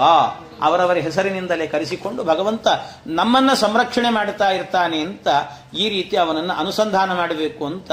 ಇದನ್ನ ವಿಷ್ಣು ಪುರಾಣದಲ್ಲೂ ಕೂಡ ಈ ವಿಚಾರ ಬಂದಿದೆ. 27,000 ಅಷ್ಟಾದಶ ಶ್ರೀಮುಕುಂದ ಸ್ಥಿತೋ ನಿತ್ಯಂ ರೂಪೈರ್ ದಶಸು ವಾಯುಷು ಅಂತ. ದಶಸು ವಾಯುಷು 10 ವಾಯುಗಳಲ್ಲೂ ಕೂಡ ಇಷ್ಟು ರೂಪದ 27,000 ಅಷ್ಟಾದಶ ಸಹಸ್ರಕೈಹಿ ಅಂತ. 27 ಅಧಿಕ 100 ಅಂತ. 27 ಅಧಿಕ 100 ಆಮೇಲೆ 18,000 ಅಂದ್ರೆ 18,127 ಅಂತ. ಇಷ್ಟು ರೂಪದಿಂದಾಗಿ ಶ್ರೀಮುಕುಂದ ಸ್ಥಿತ ನಿತ್ಯಂ ಎಲ್ಲಿ ರೂಪೈಹಿ ದಶಸು ವಾಯುಷು, ಈ ರೂಪಗಳಿಂದಾಗಿ 10 ವಾಯುಗಳಲ್ಲೂ ಕೂಡ ಭಗವಂತ ಇರ್ತಾನೆ ಅಂತ ವಿಷ್ಣು ಪುರಾಣದಲ್ಲಿ ಹೇಳಿದಂತಹ ಸಂಗತಿಯನ್ನು ಕೂಡ ದಾಸರಿಲ್ಲಿ ಸಂಗ್ರಹವನ್ನು ಮಾಡಿದ್ದಾರೆ. ಎಲ್ಲೆಲ್ಲೆಲ್ಲೆಲ್ಲಿ ಹುಡುಕಿದ್ದಾರೆ, ನಾವು ಹುಡುಕಿದ್ರೆ ಸಿಗೋದಿಲ್ಲ ಅದೆಲ್ಲವೂ ಕೂಡ. ಅಷ್ಟು ಹುಡುಕಿ ಇದು ನಾನು ಅದೇ ಯಾವಾಗಲೂ ಹೇಳ್ತಿರ್ತೇನೆ, ಹರಿಕಥಾಮೃತ ಸಾರ ಅನ್ನೋದಿದೆಯಲ್ಲ, ಈ ಹರಿಕಥಾಮೃತ ಸಾರ ಅನ್ನುವಂತಹದ್ದು ಈ ಸಮಗ್ರವಾದಂಥ ಪ್ರಮೇಯಗಳೇನಿದ್ದಾವೆ ಎಲ್ಲಾ ಪ್ರಮೇಯಗಳನ್ನು ಕೂಡ ಒಂದು ಕಡೆ ನೋಡಬೇಕು ಅಂತಾದ್ರೆ ಅದಕ್ಕೆ ಓದಬೇಕಾದ ಹರಿಕಥಾಮೃತ ಸಾರ ಸಕಲ ಪ್ರಮೇಯ. ಯಾಕೆಂದ್ರೆ ನಿಮಗೆ ಎಲ್ಲಾ ಪ್ರಮೇಯಗಳು ಒಂದು ಕಡೆ ಸಿಗೋದಿಲ್ಲ.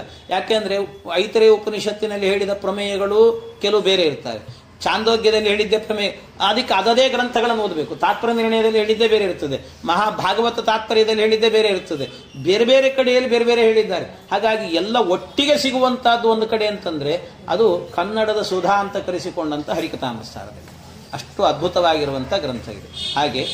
ಹೀಗೆ ಇಷ್ಟು ಆ ರೂಪಗಳನ್ನು ಚಿಂತನೆ ಮಾಡಬೇಕು ಅಂತ ಹೇಳಿದ್ದಾರೆ. ಇಷ್ಟು ಹೇಳುತ್ತಾ ಮತ್ತೆ ಮುಂದೆ ಇನ್ನೂ ಒಂದಷ್ಟು ರೂಪಗಳ ಚಿಂತನೆಯನ್ನು ಹೇಳುತ್ತಾರೆ ದಾಸರು.